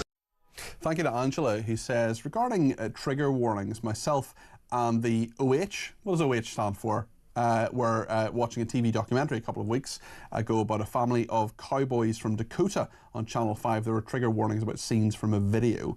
Daniel says, why would Israel listen to Starmer about defending the country when he can't even defend ours from a boat invasion? That's Daniel in Milton Keynes. Lots to discuss with our callers as well. Mark is in Lincolnshire and wants to have a chat about rape gangs and indeed about the disturbances in Northern Ireland. Mark, you're very welcome to the programme. What would you like to say? Hi there, Peter. It's more about the Ballymena stuff, really. I mean, it does kind of obviously tie in with the rape gangs and what have you. I mean, my point of view with all of this is when you ignore the people, when you keep doing the opposite of what they vote for over 20 years, when you ignore peaceful protest, when they happen to notice the problems that are being caused by the immigration, you then, not just content with that, you then want to arrest and jail them anyway. Violence and rioting is what they end up left with. Not that I condone it. No, I know you don't condone it, Mark. But I know you don't condone it. There are some people who vent their frustration in that way. I don't think they should. But you're right in that there's lots to understand here. Maybe not condone, but certainly understand as to why what happened in Northern Ireland happened. We know that there are charges, and we'll be very careful about talking about that in regard to 2 14-year-olds who've been charged with alleged sexual assault. What we do know is that that's spread. We know that as well there were disturbances in Salford the other night. I mean, I worry, I really hope it doesn't happen, but I worry about a nation on the brink. I worry about a summer of discontent and riots similar to how we saw last summer. I hope it doesn't happen, but I do worry it will happen. And I just wonder if the politicians need to start listening to the people. Well, obviously they do. They need to start making policy changes in respect of what the people have been demanding for years now. Otherwise this will keep happening and it will only get worse. You'll end up with hundreds of thousands doing it. Do you know what I mean? And then what's the government going to do? Because then they're stuffed when that starts happening. Well, let's hope we don't get to that stage. Mark, thank you for your call there, and thank you to the person who's been in touch to say OH means other half. I didn't know that. Apologies. James is in Buckinghamshire and has been in touch on the VAT decision. There's a big court case this morning, an appeal on VAT on private school fees that has been lost, and those the VAT on private school fees will continue. James, what do you make of this issue? Hi there, happy to. Hi there, how are you doing? Well, yeah, I mean, I think my anger or frustration, and I need to say, I don't have kids that went to private school, but the case that was brought against, or the case to overturn. Yeah, to try to overturn the government's decision. Yeah, the barristers for the proratories and the HMRC said that that people sending their kids to private school, needs to pay their fair share. Well, if you're sending your kid to private school, you're paying fees. That's the money. You're paying more than twice for education what most people do. Yeah, exactly. Because you pay once through your general taxation, and then you pay again to get them to go to private school. Now, those barristers might say that's people's choice, but a lot of people, I didn't go to private school. I wish private schools didn't have to exist, but I believe in parental choice as well. And I do think for many people, they feel they do need to make that sacrifice. I mean, they feel it's parental choice, but for many of them, it's parental necessity as well. Yeah, I do wonder about the realities and the point of that decision as well. Is it just class warfare, James? I think it must be. I think that there's an element of envy and jealousy. I mean, obviously, if only 6% of children that go to private school, or 94% go to state school, I don't think Labour are too worried about losing 6% of their votes, because I suppose that they would take the view that those people that send kids to private school aren't likely to be staunch Labour voters, so they're okay to frustrate 6% of the voting population. Yeah. It just seems like a very unfair situation that people who, and a lot of people will scrimp and say, I've heard about people working 2 jobs. Yeah, I've spoken to people, James. I know people who've done 2 jobs, maybe even, I spoke to someone who took extra Tesco delivery driver, shifts as well. And this shouldn't be a class issue. This should just be a straightforward issue. And if the schools were as they should be, and I'm basically a socialist when it comes to healthcare and education, if the schools were as they should be, if they're as good as they should be, they'd be fine. And what I don't like as well are hypocrites, some of whom I'm afraid will live in your part of the world in Buckinghamshire, who will say, oh, look at me, I'm wonderful, I send my child to a state school. Yeah, but you live in a really expensive house and send them to a grammar school, and that's fine. I went to a grammar school, I'm a big fan of grammar schools, but actually the postcode lottery aspect of it is sort of selection in a different way, and paying money for an education in a different way. Yeah, no, you mentioned about choice. Yeah, there's a choice. I mean, my 2 kids went to state school, and they one passed the 11 plus because we're in Bucks, but opted not to go to grammar school because her friends were going to go, and they both thrived. My oldest daughter's a qualified dental nurse. She's going to be doing hygienist exams, and so they've done very well. But I do think that people who choose to send their children to private school, they've already paid into a system. They're not asking for any reduction on their pay as you earn, their tax codes. And just to penalise them some more because of it seems to me like a jealousy, driven decision. I just think it's a wrong. And as I say, my kids didn't go. I didn't pay into it, and I'm frustrated by it. So yeah. No, I know exactly what you mean. It's the fairness aspect as well. James, thank you, and please tell your daughter to give me a ring so we can sorting out my teeth, because good dental hygienist would be very, very worthwhile. Thank you very much indeed, James, for your thoughts there. Karen's in Bournemouth and has some thoughts on the Gibraltar alleged surrender this week. Karen, what are your thoughts on this? Well, it's not just that, in the sense that I get the feeling that this government, all the decisions that the Foreign Office have made and Starmer has made, always helps China, Russia or Iran. They don't do us any good. And I'm beginning to wonder if he's not actually on their side. Do you think he stands up for Britain? No, not at all. No, he hasn't done from the beginning. Like, the Southport riot? Yeah. He did his rant about us all being far-right thugs and everything else. But there was one point in one of his speeches over it that he suddenly said, I will protect the Muslims. And then he went dead quiet, like he'd just realised what he'd said. Surely he should be protecting everybody. Surely his role as Prime Minister is to protect everybody. But that's my point. He doesn't.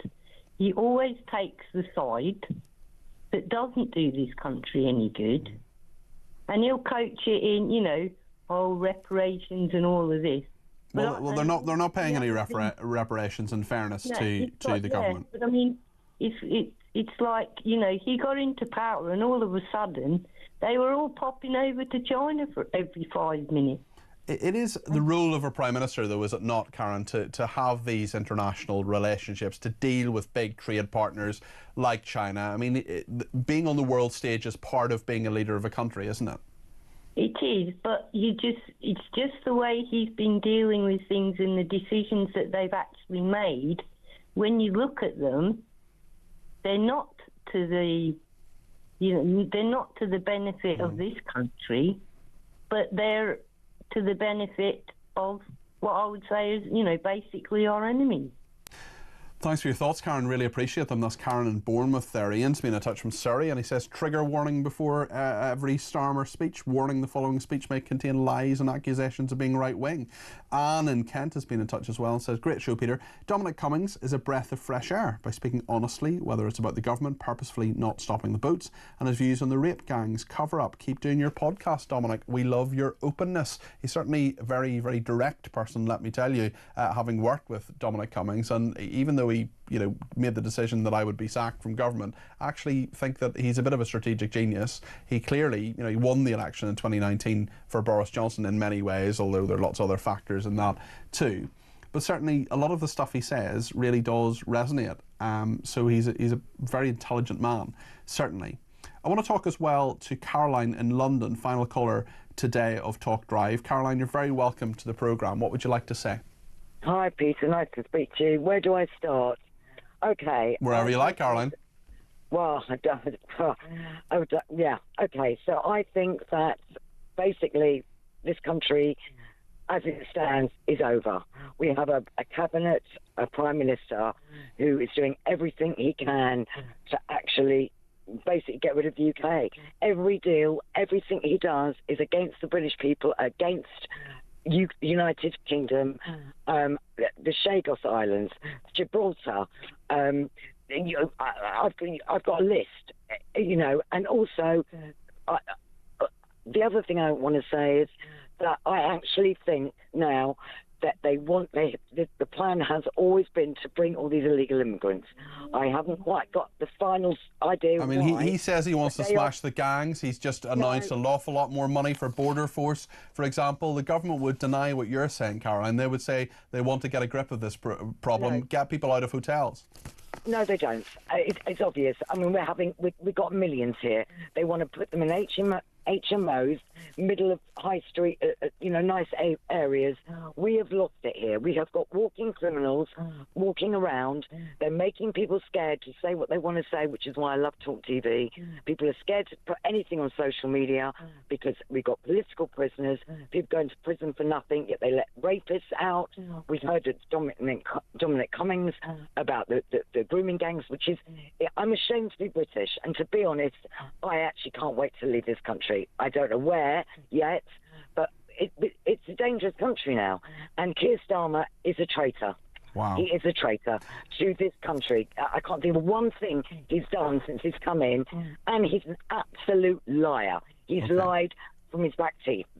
That's my stance, and I thank the Lord that we've got talkTV, because you are a breath of fresh air. All of you are the most amazing people, and I so appreciate all of you. Well, thank you, Caroline. That's a really lovely sentiment there at the end of obviously a very pessimistic idea, and well, not idea, but sentiments from Caroline. She's clearly very, very frustrated, as are so many people. They really feel as if it is so very difficult, and that the Prime Minister, I've heard that from quite a number of people, saying the Prime Minister is not a patriot, the Prime Minister doesn't care, the Prime Minister doesn't want to stand up for Britain. It's a really, really interesting sentiment, and I can absolutely see where people are coming from on that particular issue. I want to thank Anthony in Essex, Tony in Essex, who says a gelato shop in Hitchin, Hitchin's a great place in Hertfordshire, does all sorts of flavours, and for many years it did a pigs in blanket flavoured gelato at Christmas time. I had a really nice gin-based one last time I was there. They've been nicknamed the Willy Wonka of gelato, says Tony in Essex. My friends Bill and Diane live in Hitchin, and every time Bill comes to pick me up from the railway station to go to their house for some delicious home cooking from Diane, she is quite the great cook, I say, Bill, thanks very much for picking me up, otherwise I would have been hitching a ride. Say it every single time. He humours me. He's a great man. Another great man is, of course, Kevin O'Sullivan. That's a great joke. That's a very good joke. Thank you. Wordplay of the highest order. I used to deliver carpets to Hitchin many years ago. Did you really? Yeah, I used to drive a truck and deliver carpets around Bedfordshire and around. You were there. A carpet delivery man? I was, yes. Really? Not a very good one. How difficult is it to deliver a carpet? It was my university holiday job. Okay. I used to do it every year. And then I did it for like about a year after I left university. Right, okay, cool. Never knew that. I know Hitchin very well, and I know all the carpet shops. Do you know, what do you call that pub in Hitchin? Is it the White Hart? The Red Hart? I think it is the White Hart. I haven't been there for years. It's a great pub. I haven't been there for in a while either. Actually, Bill and Diane should invite me back. Anyway, what is coming up on your programme? I was watching Question Time last night, and a guy called Darren Jones, he is the Labour's chief secretary to the Treasury. It was shocking. He told an absolute barefaced lie. He was trying to sort of get the audience behind him as he pathetically tried to sort of say, oh, isn't Labour doing a great job on the migrant crisis?